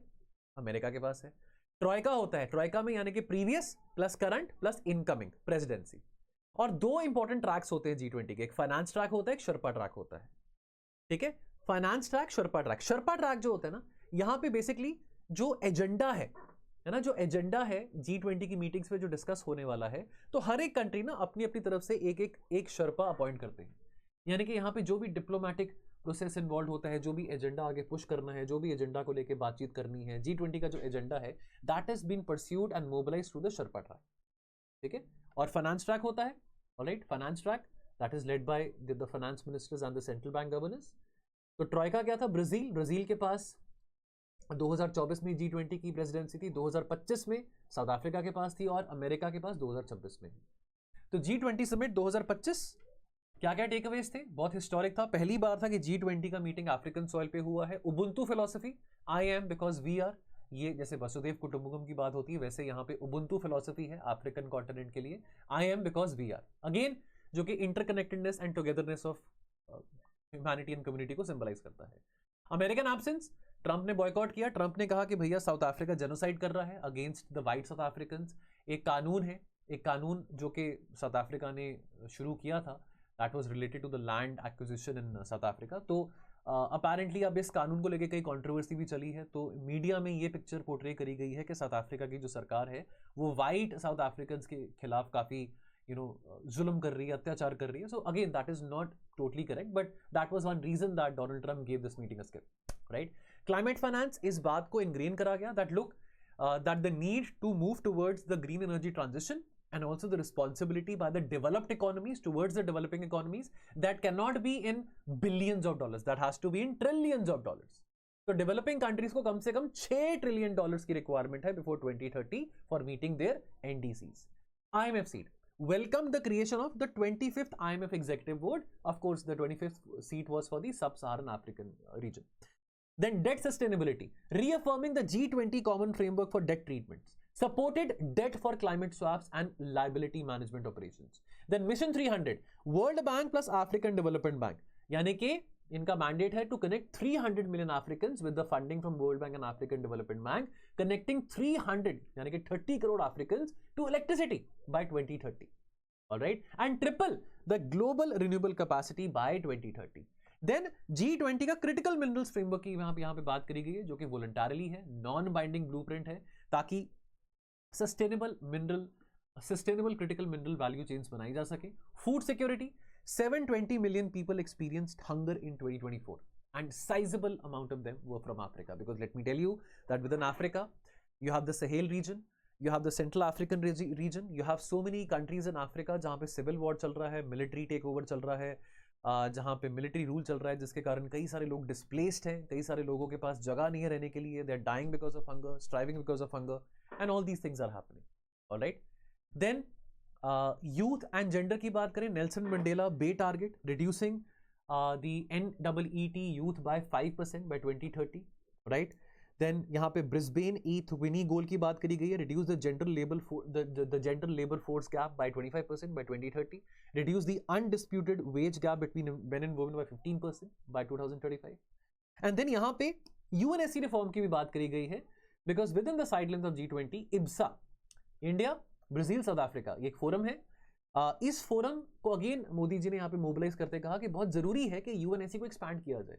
तब तक 5 ही देश यूएनएससी के परमानेंट मेंबर रहेंगे। यूएनएससी को रिफॉर्म करना बहुत जरूरी है।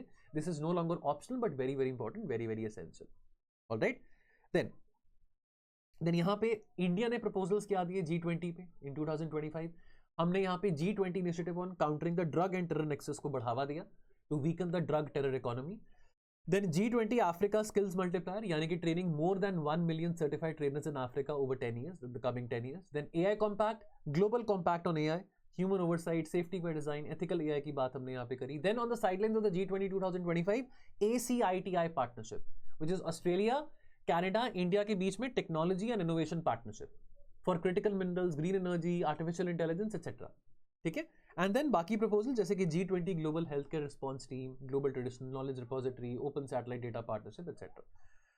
चलिए आगे बढ़ते हैं। ओके, आगे G7, next up is G7। G7 again remember one thing, ये ट्रीटी बेस्ड ऑर्गेनाइजेशन नहीं है, कोई treaty based formal based organisation नहीं है, कहीं पे भी इसका कोई सेक्रेटेरिएट नहीं है, प्रेसिडेंसी यहां पे रोटेट होती है। ऑलराइट, G7 1975 में बना। ये एक ऐसा फोरम बना जो कि दुनिया की तब की सबसे ज्यादा इंडस्ट्रियलाइज्ड इकोनॉमीज ने ये फोरम बनाया, क्लब बनाया। इसको ओल्ड मैन्स क्लब भी कहते हैं।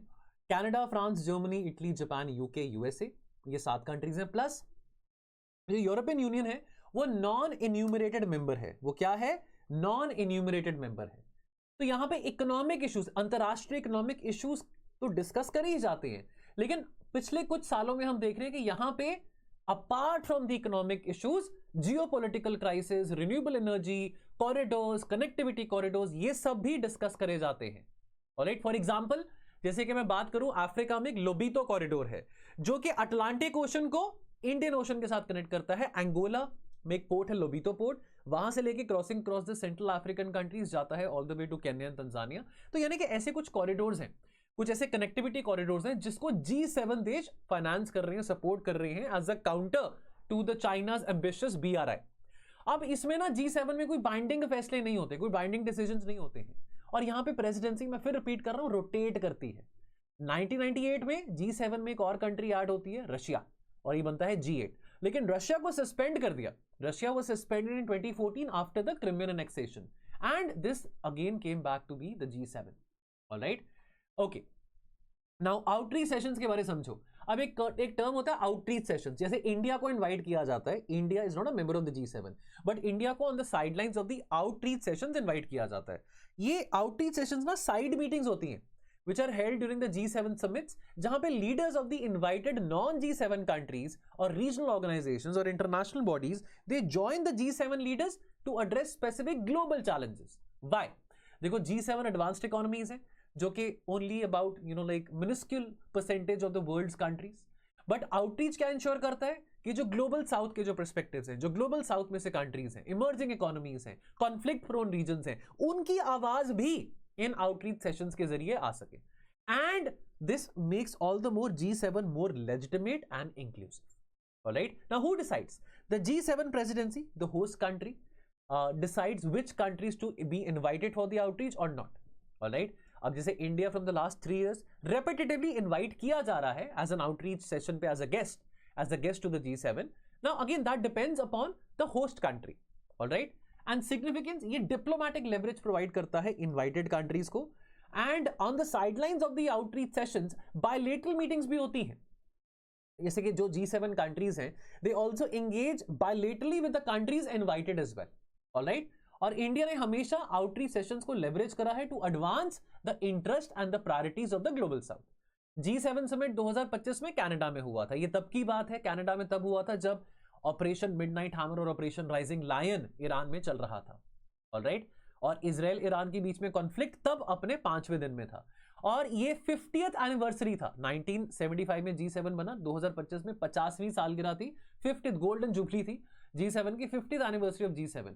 कोई यूनिफाइड कम्युनिक नहीं था, 6 शॉर्ट जॉइंट स्टेटमेंट्स थे, यहाँ पे वाइल्ड फायर्स को लेके, क्रिटिकल मिनरल्स को लेके यहाँ पे सब बात करी गई थी। देन रशिया यूक्रेन वॉर हो, ट्रेड वॉर हो, एआई एनर्जी, आउटरीच नेशंस में India, Australia, Brazil, Mexico, South Africa, Ukraine, South Korea, UAE, Saudi Arabia, इन सभी कंट्रीज को बुलाया गया। और इंडिया के लिए टेकअवेज, यहाँ पे हमने एनर्जी सिक्योरिटी की बात करी, ग्लोबल साउथ की क्या प्रायोरिटीज हैं, एंटी टेररिज्म की एक्टिविटीज की यहाँ पे बात हुई।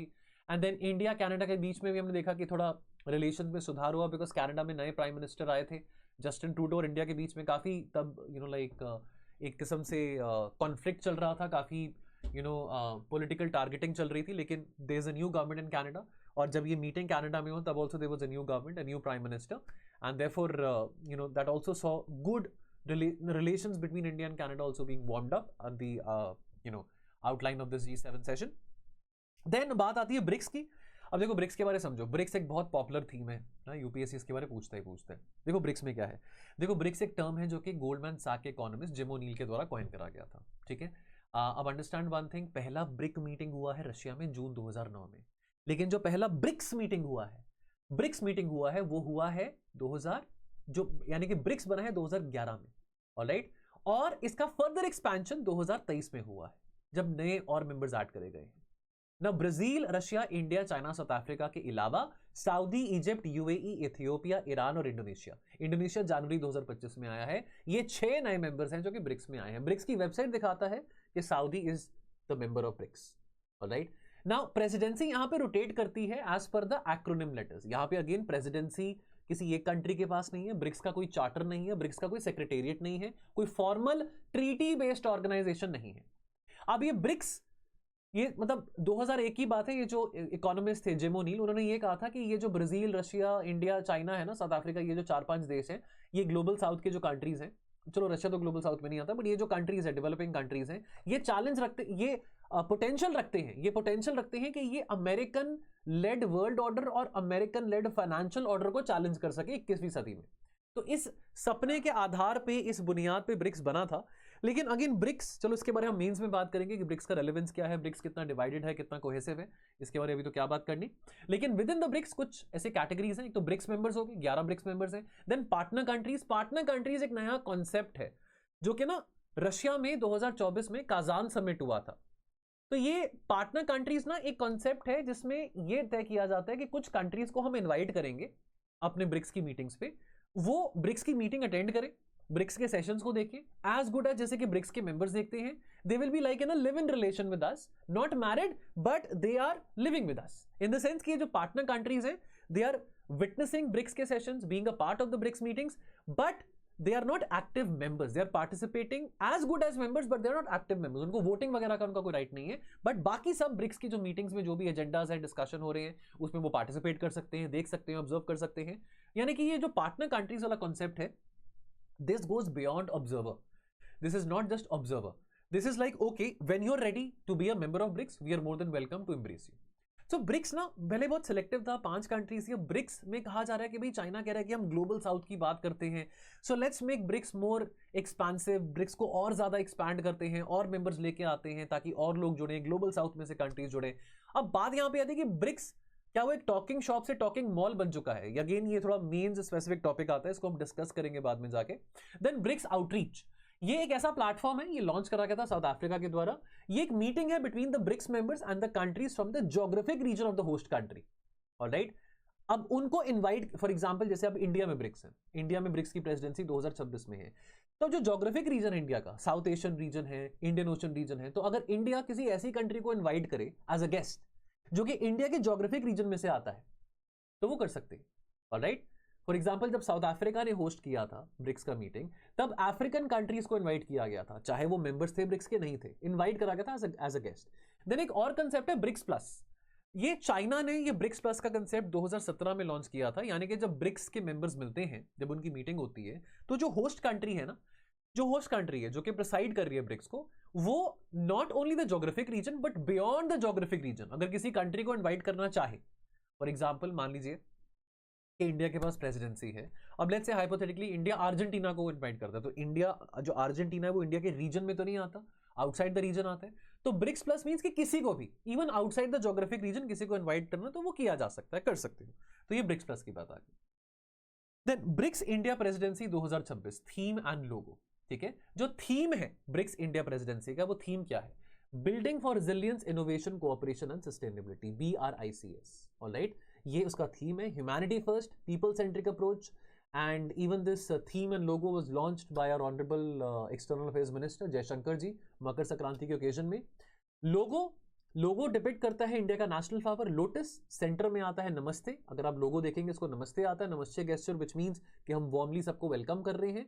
और जो लोटस के पेटल्स हैं वो डिफरेंट कलर्स के जो हैं वो रिप्रेजेंट करते हैं सभी ब्रिक्स मेंबर कंट्रीज को, रिप्रेजेंटिंग यूनिटी इन डाइवर्सिटी।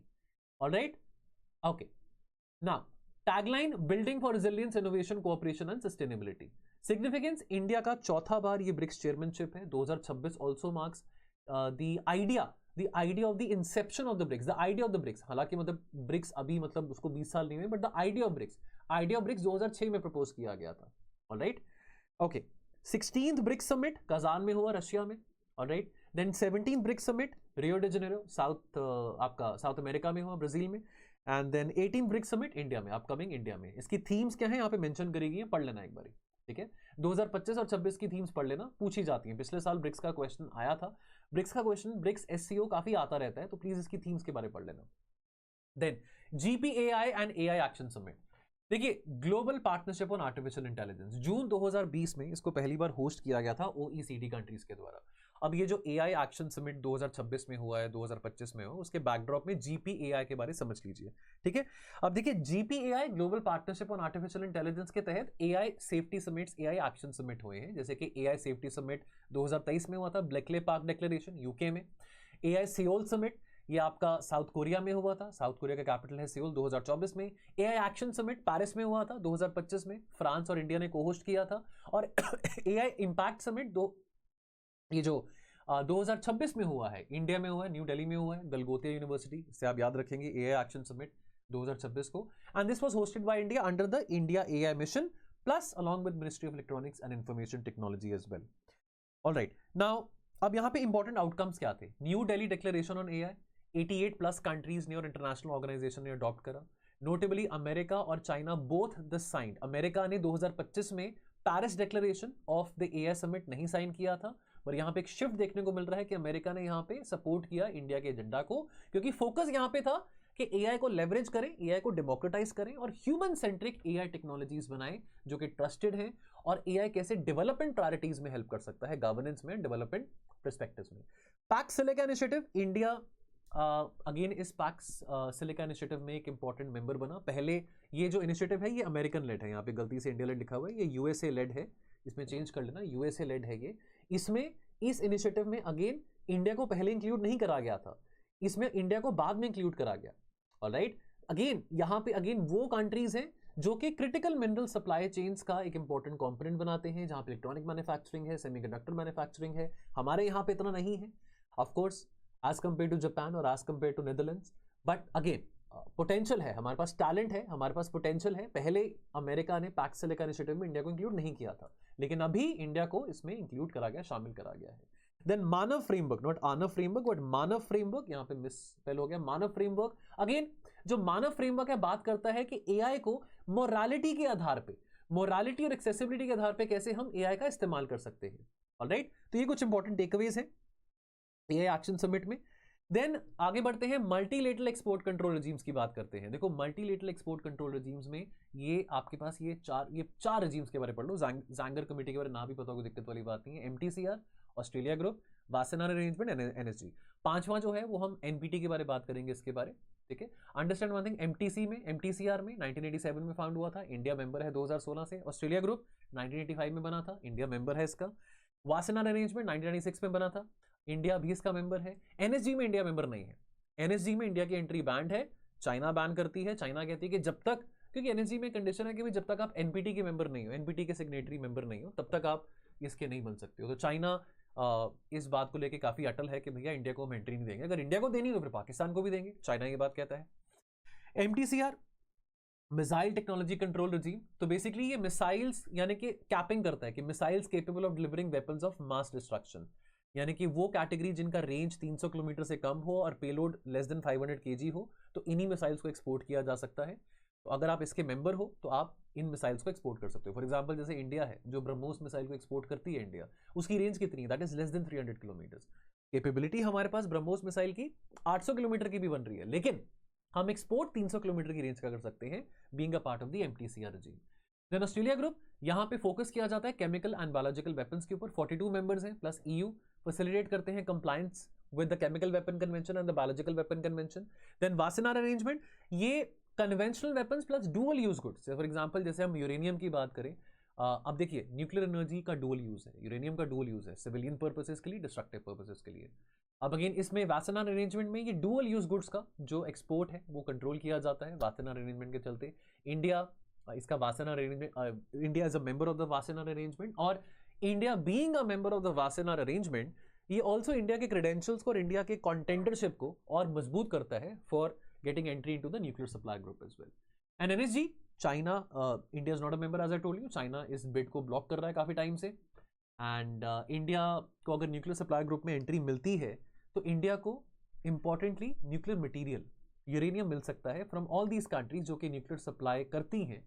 और इसके चलते हमारा जो सिविलियन न्यूक्लियर मॉडल है, जो हमारा सिविलियन न्यूक्लियर कोऑपरेशन एग्रीमेंट है, जो हमारा यानी कि to get uranium to build electricity, nuclear यानी कि रिन्यूएबल इलेक्ट्रिसिटी की जो बात आती है यूजिंग न्यूक्लियर एनर्जी, उस एफर्ट में हमको काफी बूस्ट मिल सकता है।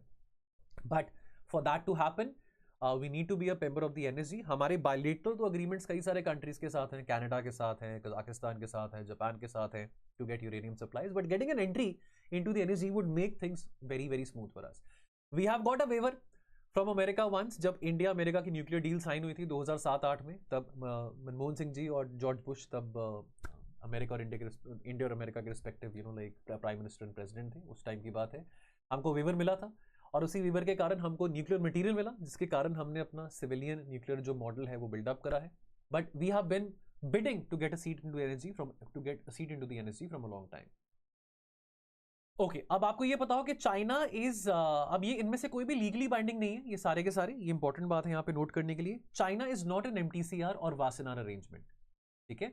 चाइना ना तो एमटीसीआर में है ना तो वासेनार अरेंजमेंट में है, यहाँ पे चाइना यहाँ इन दोनों में नहीं है, ठीक है। एनपीटी की बात करते हैं, नॉन प्रोलिफरेशन ट्रीटी। अब इंडिया का ये कहना है कि ये बहुत डिस्क्रिमिनेटरी है, क्यों है बताता हूं। बिकॉज नॉन प्रोलिफरेशन ट्रीटी कहती है कि भैया न्यूक्लियर प्रोलिफरेशन नहीं करना, वो तो बहुत अच्छी बात है कि न्यूक्लियर एनर्जी का इस्तेमाल करना है तो पीसफुल पर्पसेस के लिए करो। Why to utilise that to make a bomb, why to utilise that to make a weapons of, why to utilise that to make weapons of mass destruction, why for that. Now अब यहां पे देखिए, अब यहां पे important बात क्या है, इसका स्टेटस क्या है। Open for signature in 1968, this came into force in 1970 and was extended इंडेफिनिटली 1995। इसमें 191 मेंबर स्टेट्स हैं। नाउ अंडरस्टैंड वन थिंग, ये कहता है एनपीटी कि जनवरी 1 1967 से पहले, जनवरी 1 1967 से पहले जिन जिन कंट्रीज ने न्यूक्लियर एक्सप्लोजन कर दिया, उन्हीं कंट्रीज को न्यूक्लियर वेपन स्टेट्स माना जाएगा। और वो कौन से कंट्रीज थे, वो थे परमानेंट 5। तो वेरी स्मार्टली आपने परमानेंट 5 कंट्रीज को आउटसाइड होलियर देन दाओ आपने एनपीटी के एम्बिट से बाहर निकाल दिया कि भैया अब इन 5 कंट्रीज के अलावा कोई और न्यूक्लियर प्रोलिफरेशन नहीं कर सकता। अब हमको लगा कि यार ये बहुत गलत बात है, ये हमारे लिए डिस्क्रिमिनेटरी वाली बात है, बिकॉज ये तो न्यूक्लियर हैव्स और न्यूक्लियर हैव नॉट्स वाली बात होगी। द फैक्ट कि चाइना भी एक परमानेंट मेंबर है यूएनएससी का, और चाइना ने ऑफ कोर्स यहाँ पे न्यूक्लियर एक्सप्लोजन करा था 1964 में। तो अगर हमारा नेबर है चाइना, तो कल को वो न्यूक्लियर वेपन का इस्तेमाल भी तो हम पे कर सकता है। So why should we be sitting like ducks? And of course we have all the more reasons to believe that we might, मतलब उस टाइम पे हमको ये था कि हम अपनी सिक्योरिटी को, अपनी डेटरेंस को तो बढ़ाएं, अदरवाइज तो ये बैलेंस ऑफ पावर बड़ा एसिमेट्रिकल हो जाएगा साउथ एशिया में। तो हम अपोज करते थे एनपीटी को, आज भी अपोज करते हैं। हमने ये कहा कि यार अगर नॉन प्रोलिफरेशन करना ही है तो सारे मिलके छोड़ते हैं ना, सारे ही मिलके त्याग देते हैं न्यूक्लियर वेपन्स को। फिर आप ये क्यों कह रहे हो कि भैया आपके पास होंगे हमारे पास नहीं होंगे? Alright, now India, Pakistan, Israel, they are out in ये जो कंट्रीज हैं, they are outside the ambit of NPT. मतलब ये न्यूक्लियर पावर्स हैं but they have never signed the NPT convention. North Korea पहले था लेकिन बाद में विड्रॉ कर लिया, और साउथ सुदान भी outside the ambit of the NPT है। तो India, Pakistan, Israel, South Sudan and North Korea, ये 5 कंट्रीज है जो एनपीटी का हिस्सा नहीं है। ईरान एनपीटी का मेंबर है, आपको ये पता हो। ऑलराइट, 3 पिलर्स हैं एनपीटी के, नॉन प्रोलिफरेशन, डिसआर्मामेंट और peaceful use of nuclear energy. कि न्यूक्लियर एनर्जी का इस्तेमाल करो, बिल्कुल करो, लेकिन न्यूक्लियर वेपन्स को डिसआर्म करो, और प्रोलिफरेशन न्यूक्लियर वेपन को बनाने के लिए मत करो, लेकिन हाँ पीसफुली इसका इस्तेमाल एनर्जी पर्पसेस के लिए करो, कि रिन्यूएबल एनर्जी के लिए बहुत बढ़िया सोर्स है। नाउ हमारा पोजीशन क्या है? हम अपोज्ड हैं एनपीटी को, आज because this is very discriminatory. ये तो न्यूक्लियर हैव्स और न्यूक्लियर हैव नॉट्स के बीच में डिस्क्रिमिनेशन को वाइड करने वाली बात होगी। उल्टा 1988 में हमने राजीव गांधी एक्शन प्लान, राजीव गांधी तो प्राइम मिनिस्टर थे, उन्होंने Rajiv Gandhi action plan propose किया था। ये कहा था कि देखो अगर करना ही है ना, यूनिवर्सल डिसआर्मामेंट करते हैं। लेकिन अगेन ये एक्शन प्लान को ज्यादा एक्सेप्टेंस नहीं मिला। अब यहां पे एक और चीज आती है, अपना रिव्यू कॉन्फ्रेंस। एनपीटी का रिव्यू कॉन्फ्रेंस होता है, हर 5 साल में होता है, हर 5 साल में होता है, हर 5 साल में एक बार होता है, जो कि रिव्यू करता है non proliferation, डिसआर्मामेंट, safeguards and regional issues. ठीक है, आगे जाके हम बात करेंगे इंटरनेशनल एटॉमिक एनर्जी एजेंसी की भी। अभी बात करते हैं शंघाई कोऑपरेशन ऑर्गेनाइजेशन की ना। अब इसमें क्या है, देखो एससीओ, एससीओ से पहले था आपका शंघाई 5, एससीओ से पहले आपका क्या था? शंघाई 5 था। एससीओ बनता है जब शंघाई 5 में प्लस उज्बेकिस्तान आ जाता है, तो जून 2001 में बनता है आपका एससीओ, शंघाई कोऑपरेशन ऑर्गेनाइजेशन। इसमें आज 10 मेंबर्स हैं, Belarus, India, Iran, Kazakhstan, China, Kyrgyzstan, Pakistan, Russia, Tajikistan, Uzbekistan, ये सब है। ऑब्जर्वर्स में अफगानिस्तान, मंगोलिया आ जाते हैं। इसका मेन मैंडेट क्या है? देखो ये एक पॉलिटिकल इकोनॉमिक सिक्योरिटी अलायंस है, ठीक है। नाउ इसका मेन मैंडेट है टू कॉम्बैट द 3 इवल्स, आतंकवाद, अलगावाद और एक्सट्रीमिज्म। तो ये टेररिज्म, सेपरेटिज्म, एक्सट्रीमिज्म को फाइट करने के लिए एससीओ ने एक स्ट्रक्चर बनाया है जिसका नाम है RATS, regional anti terrorist structure. But यहां पे सिक्योरिटी इश्यूज के अलावा इकोनॉमिक और पॉलिटिकल डिस्कशंस भी की जाती हैं। शंघाई स्पिरिट की बात आती है in relation to the SCO, तो mutual trust, equality, non alignment, non targeting the third parties, respecting sovereignty and territorial integrity of other countries, ये सब आता है। और डिसीजन यहां पे कॉन्सेंसस के द्वारा लिए जाते हैं। एससीओ को लेकर डिटेल में बात करेंगे मेंस के पर्सपेक्टिव में, बिकॉज अगेन मेंस में भी बहुत फेवरेट थीम है यूपीएससी का। सिग्निफिकेंस एससीओ का क्या है, इंडिया के लिए सेंट्रल एशिया इतना इंपॉर्टेंट क्यों है, how is SCO helping India, क्या अगर इंडिया एससीओ का मेंबर है तो क्या India being a member of the SCO, does that mean कि India is also anti west, you know, because India being a member of SCO shows that no, SCO is not an anti west forum. तो ये सब बातें mains में question जैसे काफी आते रहते हैं इसको लेके, we will talk about that जब कभी मेंस की हम बात करेंगे क्रैश कोर्सेज में। बट इतनी सी बेसिक बातें आपको एससीओ से रिलेटेड पता हो। आप सुनो, 2025 में एससीओ का मीटिंग कहाँ हुआ है? चाइना में हुआ है, तियानजिन में हुआ है, ऑलराइट। एंड अब इस मीटिंग में, इस एससीओ की मीटिंग में बहुत इंपॉर्टेंट बात यहां पे डिस्कस करी गई थी। ऑलराइट, तो थोड़ा बीच में दोस्तों पॉज करना पड़ा था, नाउ टेक्निकल इशू आ गया था। नाउ तियानजिन समिट की बात करते हैं। तियानजिन ये चाइना में समिट हुआ था 2025 में, और यहाँ पे स्पेशल बात क्या थी कि यहाँ पे कंडेम करा गया जो आतंकी हमला हुआ था, पहलगाम का जो आतंकी हमला हुआ था। देखो आमतौर पे ना हमारा एक मोटिव रहता है एससीओ में ना, एक्सपोज करना डबल स्टैंडर्ड्स। डबल स्टैंडर्ड्स किस चीज के? यहाँ पे फिर से पढ़ते हैं डबल स्टैंडर्ड्स की। ये जो 3 बातें यहाँ पे लिखी गई ना कि टेररिज्म, सेपरेटिज्म, एक्सट्रीमिज्म, 3 इविल्स, ये डबल स्टैंडर्ड्स की बात आती है। यहाँ पे चाइना और पाकिस्तान दोनों इसको सपोर्ट करते हैं, पाकिस्तान तो डायरेक्टली और चाइना इनडायरेक्टली। चाइना कैसे सपोर्ट करता है? बिकॉज चाइना पाकिस्तान को कंडेम नहीं करता इन सब चीजों के लिए, ऑलराइट। तो अब यहाँ पे देखा गया कि कंसेंसस बना और चाइना ने कंडेम करा, लेकिन एंड द सेम स्पिरिट सिर्फ पहलगाम के आतंकी हमले को नहीं, बट इवन जो जाफर एक्सप्रेस पे जो हमला हुआ था बलूची रिबेल्स के द्वारा पाकिस्तान में, उसको भी कंडेम करा। तो जॉइंट डिक्लेरेशन था। देखो हमें इस बात की तो खुशी थी कि हाँ ठीक है कि पहलगाम के आतंकी हमले को कंडेम करा, बट इस बात का ये भी था कि पाकिस्तान में आतंकी हमले को भी कंडेम क्यों करा जा रहा है, जबकि पाकिस्तान परपेट्रेटर है टेररिज्म का। ऑलराइट, देन यहाँ पे मोदी जी का प्रपोजल था, प्रपोज किया था सिविलाइजेशनल डायलॉग फोरम, जो कि again people to people ties और शेयरिंग एंशिएंट सिविलाइजेशन के कांसेप्ट को ज्यादा बढ़ावा देगा, मजबूत बनाएगा। एंड देन जी जिनपिंग का प्रपोजल था ग्लोबल गवर्नेंस इनिशिएटिव का, ठीक है। And then anti drug centre and chairmanship अब 2026 में किसके पास है? किर्गिस्तान के पास। अब ये भी याद रहे कि 2026 में 25 साल कंप्लीट हो रहे हैं एससीओ के। और थीम क्या है? थीम को देख लो, पढ़ लो, यहां पे थीम है 25 साल of SCO together for a stable world. ये थीम है एससीओ 2026 की। ठीक है। देन आगे आर्कटिक काउंसिल की बात करते हैं। आर्कटिक काउंसिल अगेन फ्रेंड्स, यहां पे बात को समझो कि 1996 में आर्कटिक काउंसिल का जो मेन कन्वेंशन है, ऑटोवा डिक्लेरेशन के चलते आर्कटिक काउंसिल बना था। 8 आर्कटिक स्टेट्स यहां पे आइडेंटिफाई करी गई है। कनाडा, डेनमार्क में अगेन ग्रीनलैंड इंक्लूड किया गया है। Finland, Iceland, Norway, Russia, Sweden, USA. Arctic Ocean दुनिया का सबसे छोटा ओशन है, सबसे शैलोएस्ट ओशन है, और 5 कोस्टल स्टेट्स हैं आर्कटिक ओशन की। कौन सी है? कनाडा, डेनमार्क हम बात जब डेनमार्क की करें तो ग्रीनलैंड उसमें ही आ गया, यूएसए, रशिया एंड नॉर्वे। अब इसको याद रखने के लिए मैंने एक्रोनिम बनाया है drunk, DRUNC। Denmark, Russia, USA, Norway and Canada. ठीक। देन इंडिया का रिश्ता आर्कटिक रीजन के साथ बहुत पुराना है, 100 साल से ज्यादा पुराना है। हम सिग्नेटरी हैं टू द स्वालबर्ड ट्रीटी। 1920 में स्वालबर्ड ट्रीटी साइन किया गया था। स्वालबर्ड एक आर्किपेलागो है नॉर्वे का। और इंडिया का रिलेशन आर्कटिक ओशन के साथ 1920 से है, तब ब्रिटिश इंडिया था। और इंडिया के पास ऑब्जर्वर स्टेटस है, परमानेंट ऑब्जर्वर स्टेटस है आर्कटिक काउंसिल का 2013 से। तो आपको ये पता हो कि इंडिया, चाइना, ये दोनों कंट्रीज जो हैं अलॉन्ग विद जापान ऑल्सो, ये इनके पास ऑब्जर्वर स्टेटस है आर्कटिक काउंसिल का। ठीक है। हमारा पहला साइंटिफिक एक्सपीडिशन आर्कटिक में 2007 में था जी। आर्कटिक रिसर्च स्टेशन हमारा क्या नाम है जी? हिमाद्री। ऑलराइट। और इकलौता हम डेवलपिंग कंट्री हैं चाइना के अलावा जिनका एक रिसर्च बेस बना हुआ है आर्कटिक में।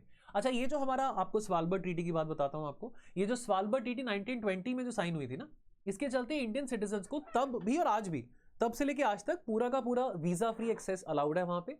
इकोनॉमिक राइट्स इन स्वालबर्ड भी अलाउड है, कोई एक्सपेडिशन के लिए या कुछ एक्सप्लोरेशन के लिए। जैसे फॉर एग्जाम्पल हम आर्कटिक में क्यों इतना इंटरेस्टेड, आर्कटिक में जो हमने रिसर्च स्टेशन बनाया है, why we are so interested? Because we want to study the pattern of the ice melts happening over there, कि वहां पे आइस मेल्ट हो रहा है, उसका इंपैक्ट मानसून पे क्या आएगा, बिकॉज वो हमको इंपैक्ट करता है ना। बिकॉज मानसून, हमारा agriculture is dependent upon monsoon, the south west monsoon.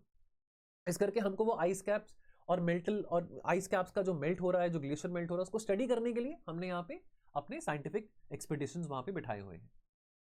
Then बात करेंगे न्यू स्टार्ट ट्रीटी के बारे में। फटाफट दोस्तों यहाँ पे बात करेंगे न्यू स्टार्ट ट्रीटी। ये अभी नहीं है, अभी इन प्रोविजन नहीं है। न्यू स्टार्ट ट्रीटी एक्सपायर हो गई है फरवरी 2026 में। And as of things stand today, अभी अमेरिका और रशिया के बीच में कोई भी न्यूक्लियर कंट्रोल ट्रीटी नहीं है, कोई भी ऐसा न्यूक्लियर वेपन कंट्रोल ट्रीटी नहीं है। देखो, न्यू स्टार्ट ट्रीटी की आपको शुरुआत बता देता हूं। ये बेसिकली 1982 में एक मूवी आई थी, द डे आफ्टर। उस मूवी में दिखाया गया था कि पूरा का पूरा कैटास्ट्रोफ हो गया है, एपोकलिप्स हो गया है, वॉर्स और नेटो के बीच में लड़ाई हो गई है। तो तब ना अमेरिका के तब प्रेसिडेंट थे रोनाल्ड रेगन। ये मूवी देखी और फोन उठाया और गॉर्बाचेव को कॉल किया कि कहा यार कि मूवी देख के मेरे को लगा यार कि हम दोनों कब अपनी कोल्ड वॉर को खत्म करेंगे, कब भाईचारा बनाएंगे, कि मेरे पास भी न्यूक्लियर वेपन्स हैं भाई, तेरे पास भी हैं, एक दूसरे के खिलाफ हम लड़ाई करेंगे तो तबाही तो दुनिया की होगी ना। उसमें अकेला यूएसए और रशिया, यूएसए और सोवियत यूनियन तो नहीं, बट पूरी दुनिया पे उसका इंपैक्ट आएगा, कैटास्ट्रोफ होगा।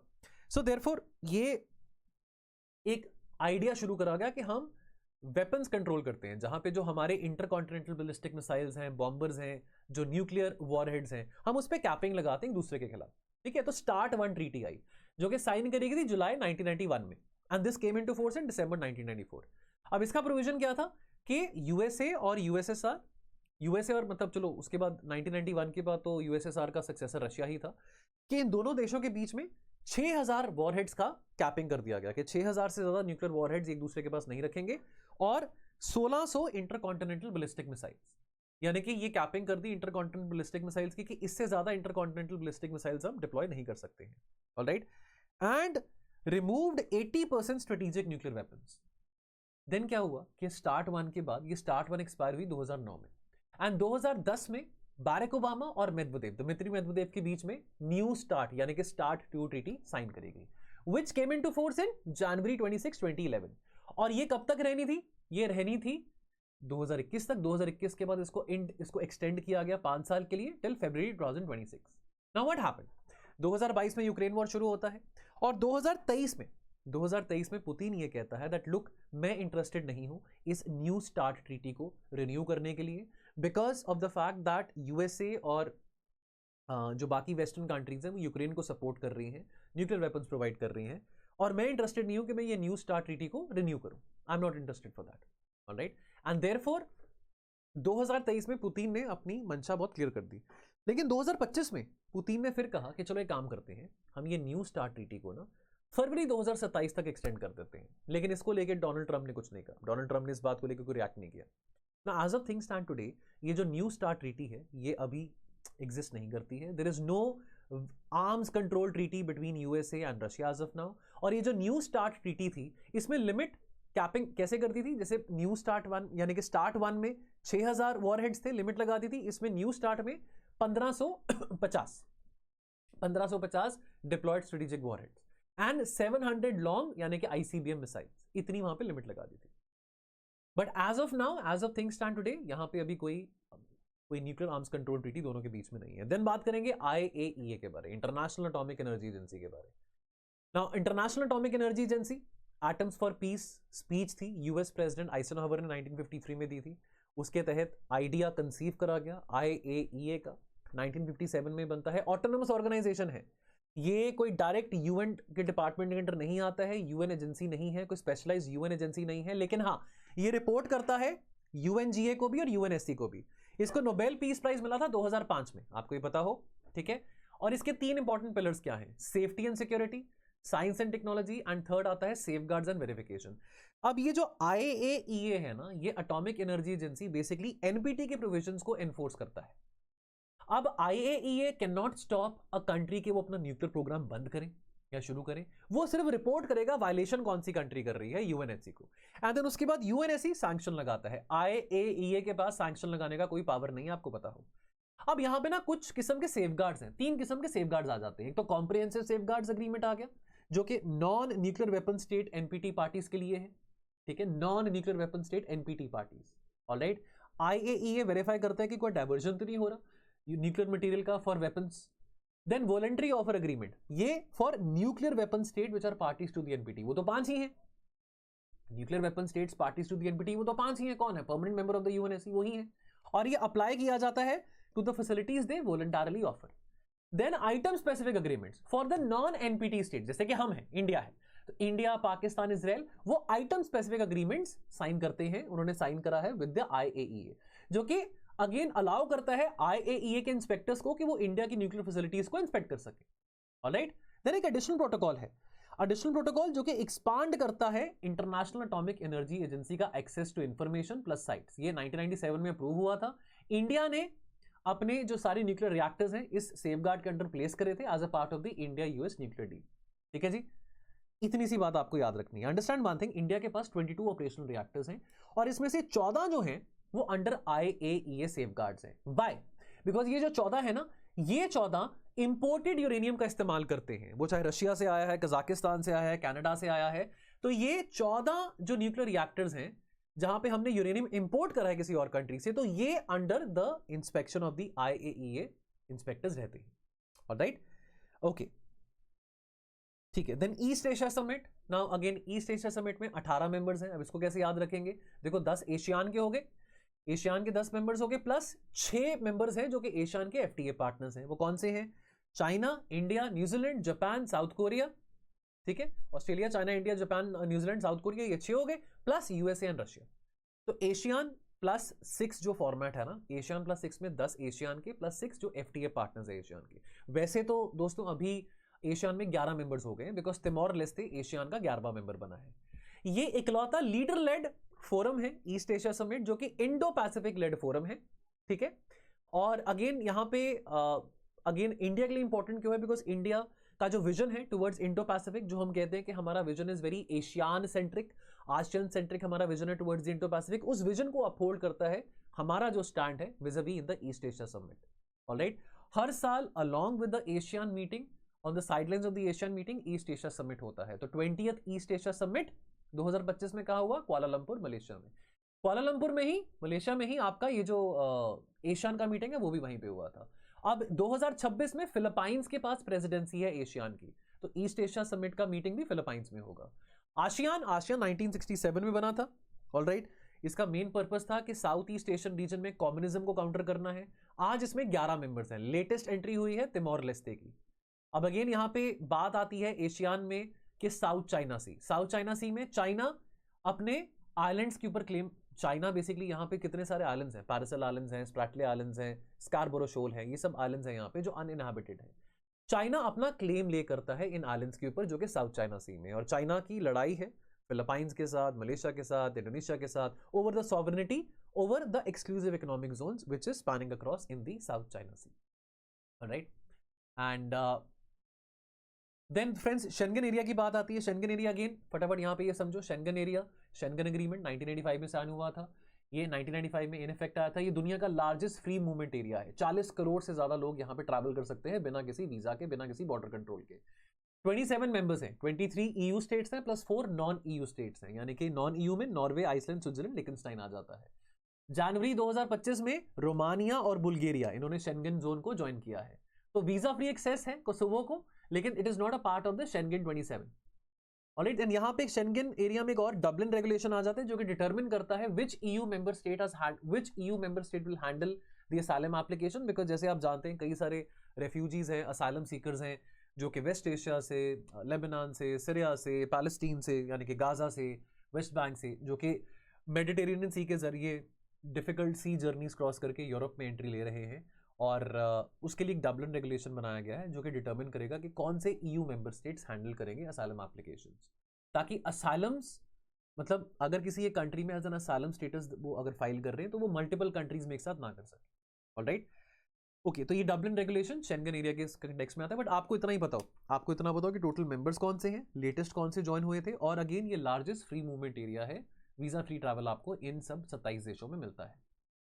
23 देश यूरोपियन यूनियन के हैं, 4 नॉन यूरोपियन यूनियन के हैं, ठीक है। देन वर्ल्ड बैंक ग्रुप की बात करते हैं friends. World bank group again economics में वर्ल्ड बैंक को बहुत डिटेल में आप समझते हैं, लेकिन यहाँ पे ऑर्गेनाइजेशन के पर्सपेक्टिव में ये समझो, इसके कुछ इंस्टीट्यूशंस हैं। एक तो international bank for reconstruction and development, वैसे तो वर्ल्ड बैंक और IMF दोनों ब्रेटन वुड्स कॉन्फ्रेंस का रिजल्ट है, आपको ये पता हो।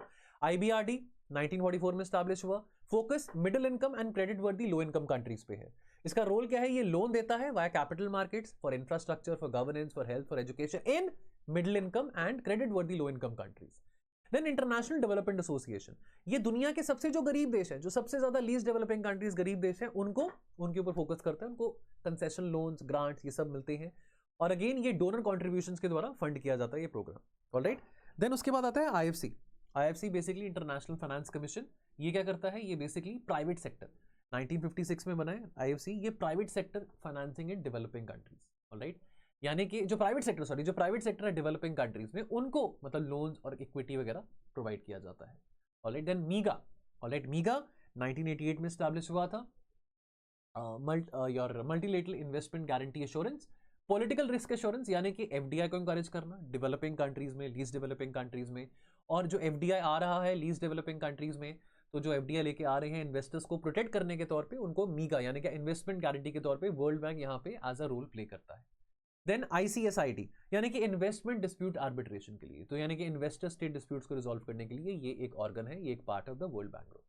इतनी सी बात आपको वर्ल्ड बैंक ग्रुप के बारे में पता हो। अब रिपोर्ट्स कौन सी हैं ये भी देख लो, वर्ल्ड बैंक ग्रुप के द्वारा world development report, global economic respects, ये 2 इंपॉर्टेंट रिपोर्ट्स हैं। वैसे तो रिपोर्ट्स और इंडिसेस को लेकर मैं एक डिटेल वीडियो बनाऊंगा, बट ये आपको पता हो, very soon you will have a video of the indices and reports as well.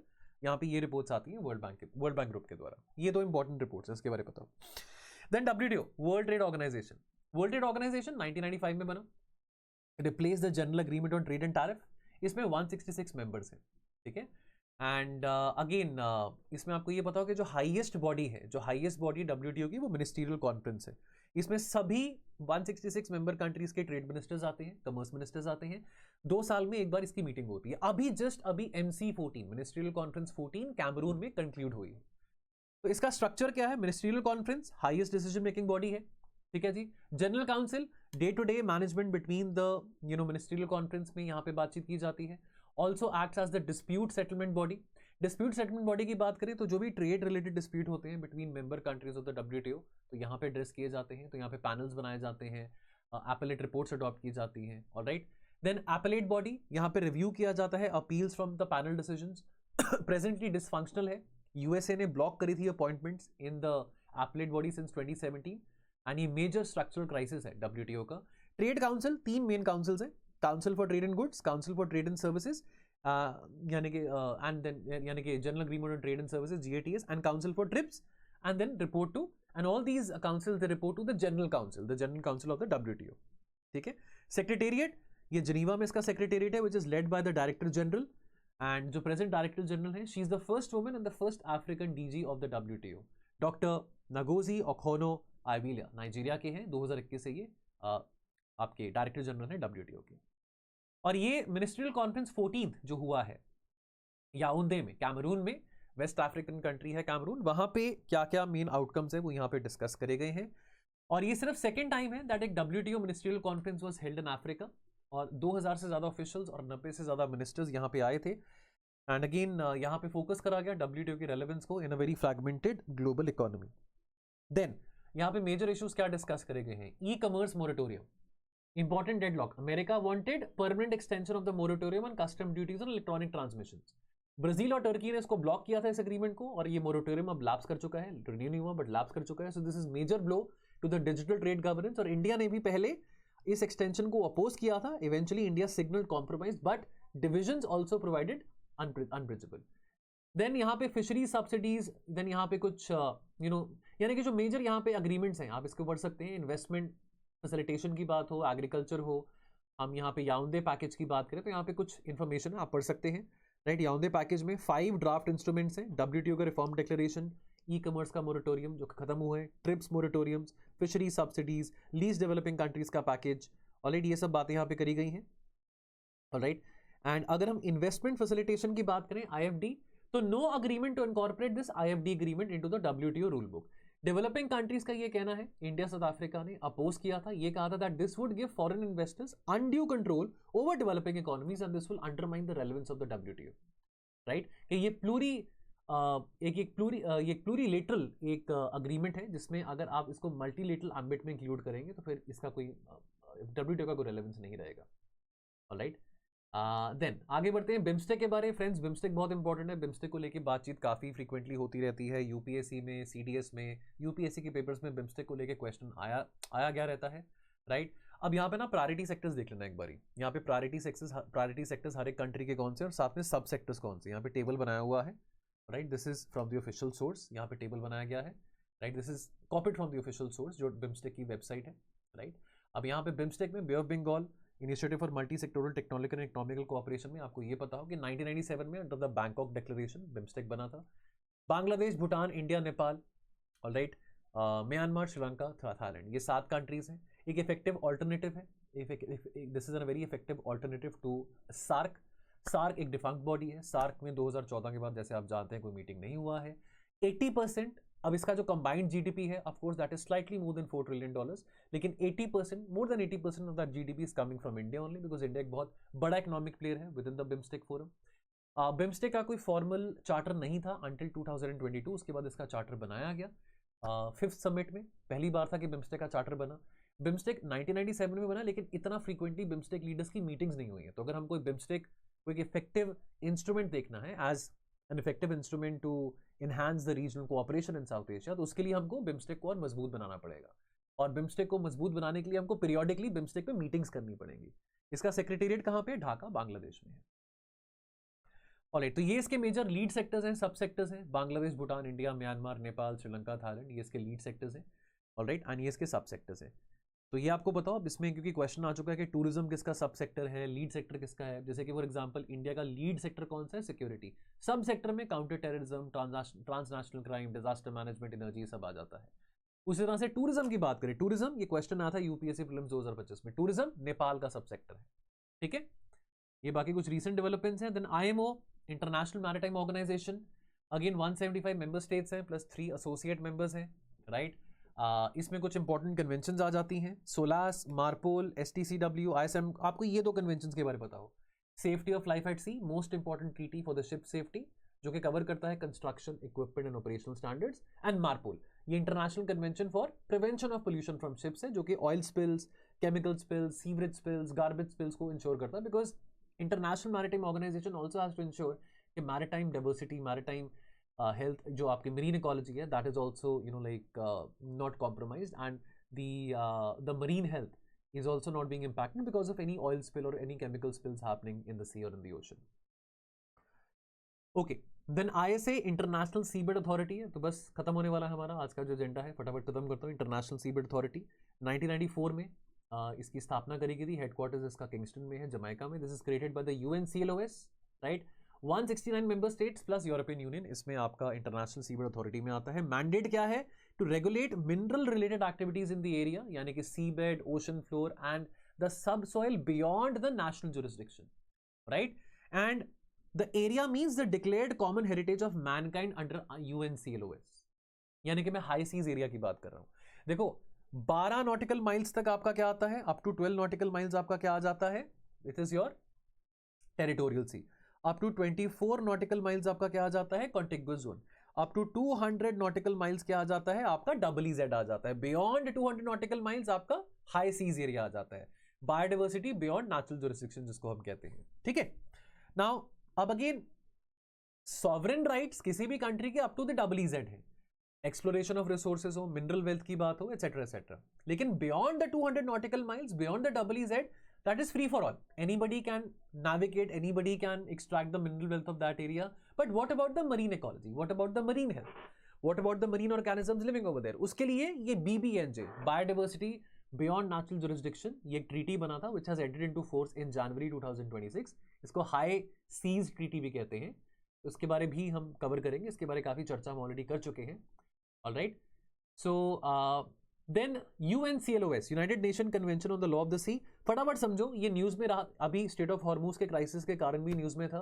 ये बात आपको पता हो कि as per the UNCLOS state of Hormuz को कोई भी कंट्री ब्लॉक नहीं कर सकता। कोई भी कंट्री ये नहीं कह सकता कि भैया ईरान हो या अमेरिका हो कि भैया मैं तो आपसे टॉल लूंगा कि आपको इतने पैसे देने पड़ेंगे अगर आपने अपने जहाज को क्रॉस करना है।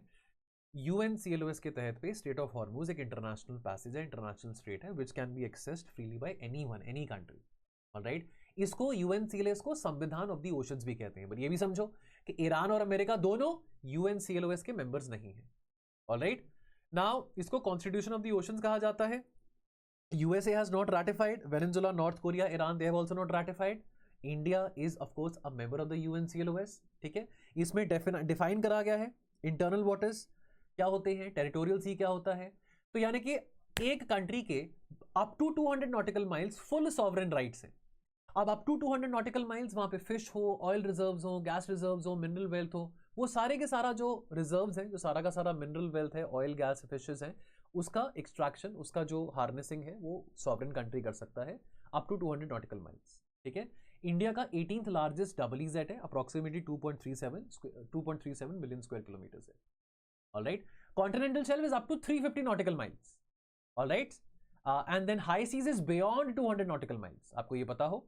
एंड द एरिया जिसकी मैंने बात करी थी, सीबेड बियॉन्ड नेचुरल जुरिस्डिक्शन, इसको कॉमन हेरिटेज ऑफ मैनकाइंड कहते हैं, which is again governed by the international seabed authorities. की बॉडीज कौन सी हैं? इंटरनेशनल सीबेड अथॉरिटी है जो कि गवर्न करती है mineral extraction in the area को। देन ITLOS यानी कि international tribunal for the law of the sea, कोई डिस्प्यूट हो arising out of the interpretation of the UNCLOS, उस डिस्प्यूट को ये जो international tribunal law of the sea, वहां तक ये मैटर जाता है। एंड द CLCS यानी कि commission on the limits of the continental shelf, which is reviewing the claims for extended continental shelf beyond 200 nautical miles. Friends, this brings me to the end of the entire international organisations का recap जो आपके साथ मैंने फटाफट यहाँ पे करा है। ऑफ कोर्स इसको हमने बहुत डिटेल में पूरा एक दिन लगा के अपना कवर किया था रैपिड रिवीजन में। यहाँ पे हमने क्विकली यहाँ पे रिवाइज करा आपके साथ ये वन शॉट वीडियो में। एंड बाकी फ्रेंड्स, अगर मैं प्लेसेस एंड न्यूज की बात करूँ, बहुत इंपॉर्टेंट है प्लेसेस एंड न्यूज को कवर करना, चाहे वो IR है, ज्योग्राफी है, हिस्ट्री है, एनवायरमेंट है। और इन चारों सब्जेक्ट्स की इंपॉर्टेंट प्लेसेस को हमने ये एकमात्र कोर्स मैप्स में कवर करा है। और इसकी प्राइस इज ओनली 2499, बट इसके ऊपर भी डिस्काउंट चल रहा है। टोल फ्री नंबर पे कॉल कीजिए और इस कोर्स के बारे में पता करें। बाकी और ऐसे कौन से वीडियोस आप चाहेंगे कि मैं बनाऊं, कमेंट सेक्शन में बताएं। इंडिसेस रिपोर्ट्स को लेकर एक वीडियो बहुत जल्द आपके सामने आएगा। बने रहे स्लीपी क्लासेस के साथ। अभी भी लगभग आज 18 अप्रैल को मैं वीडियो रिकॉर्ड कर रहा हूं और अभी भी हमारे पास लगभग 35-40 दिन का समय है। चलो 38 दिन का समय है हमारे पास, जब तक प्रीलिम्स का पेपर नहीं होता। मैं 1 महीना भी लगा के चलूं, बिकॉज पेपर से 1 हफ्ता पहले तो आप ज़्यादा कुछ नया नहीं करेंगे। अभी भी वैसे कंसोलिडेशन और रिवीजन का ही काम है। यकीन मानिए हम बने रहेंगे, ये फ्री इनिशिएटिव्स के जरिए आपके साथ हम रिवाइज करते रहेंगे इंपॉर्टेंट सब्जेक्ट्स को, इंपॉर्टेंट टॉपिक्स को। एंड बस बने रहे हमारे साथ। ये वीडियोस आते रहेंगे, मेहनत कर रहे हैं, आप भी मेहनत करें, मिलके मेहनत करते हैं और प्रीलिम्स को इस बार निकालते हैं एंड निकाल के मेंस को भी क्रैक करते हैं, रैंक लेके आते हैं। नमस्कार, आप सबका बहुत बहुत धन्यवाद ये वीडियो देखने के लिए। Thank you. I will see you very soon.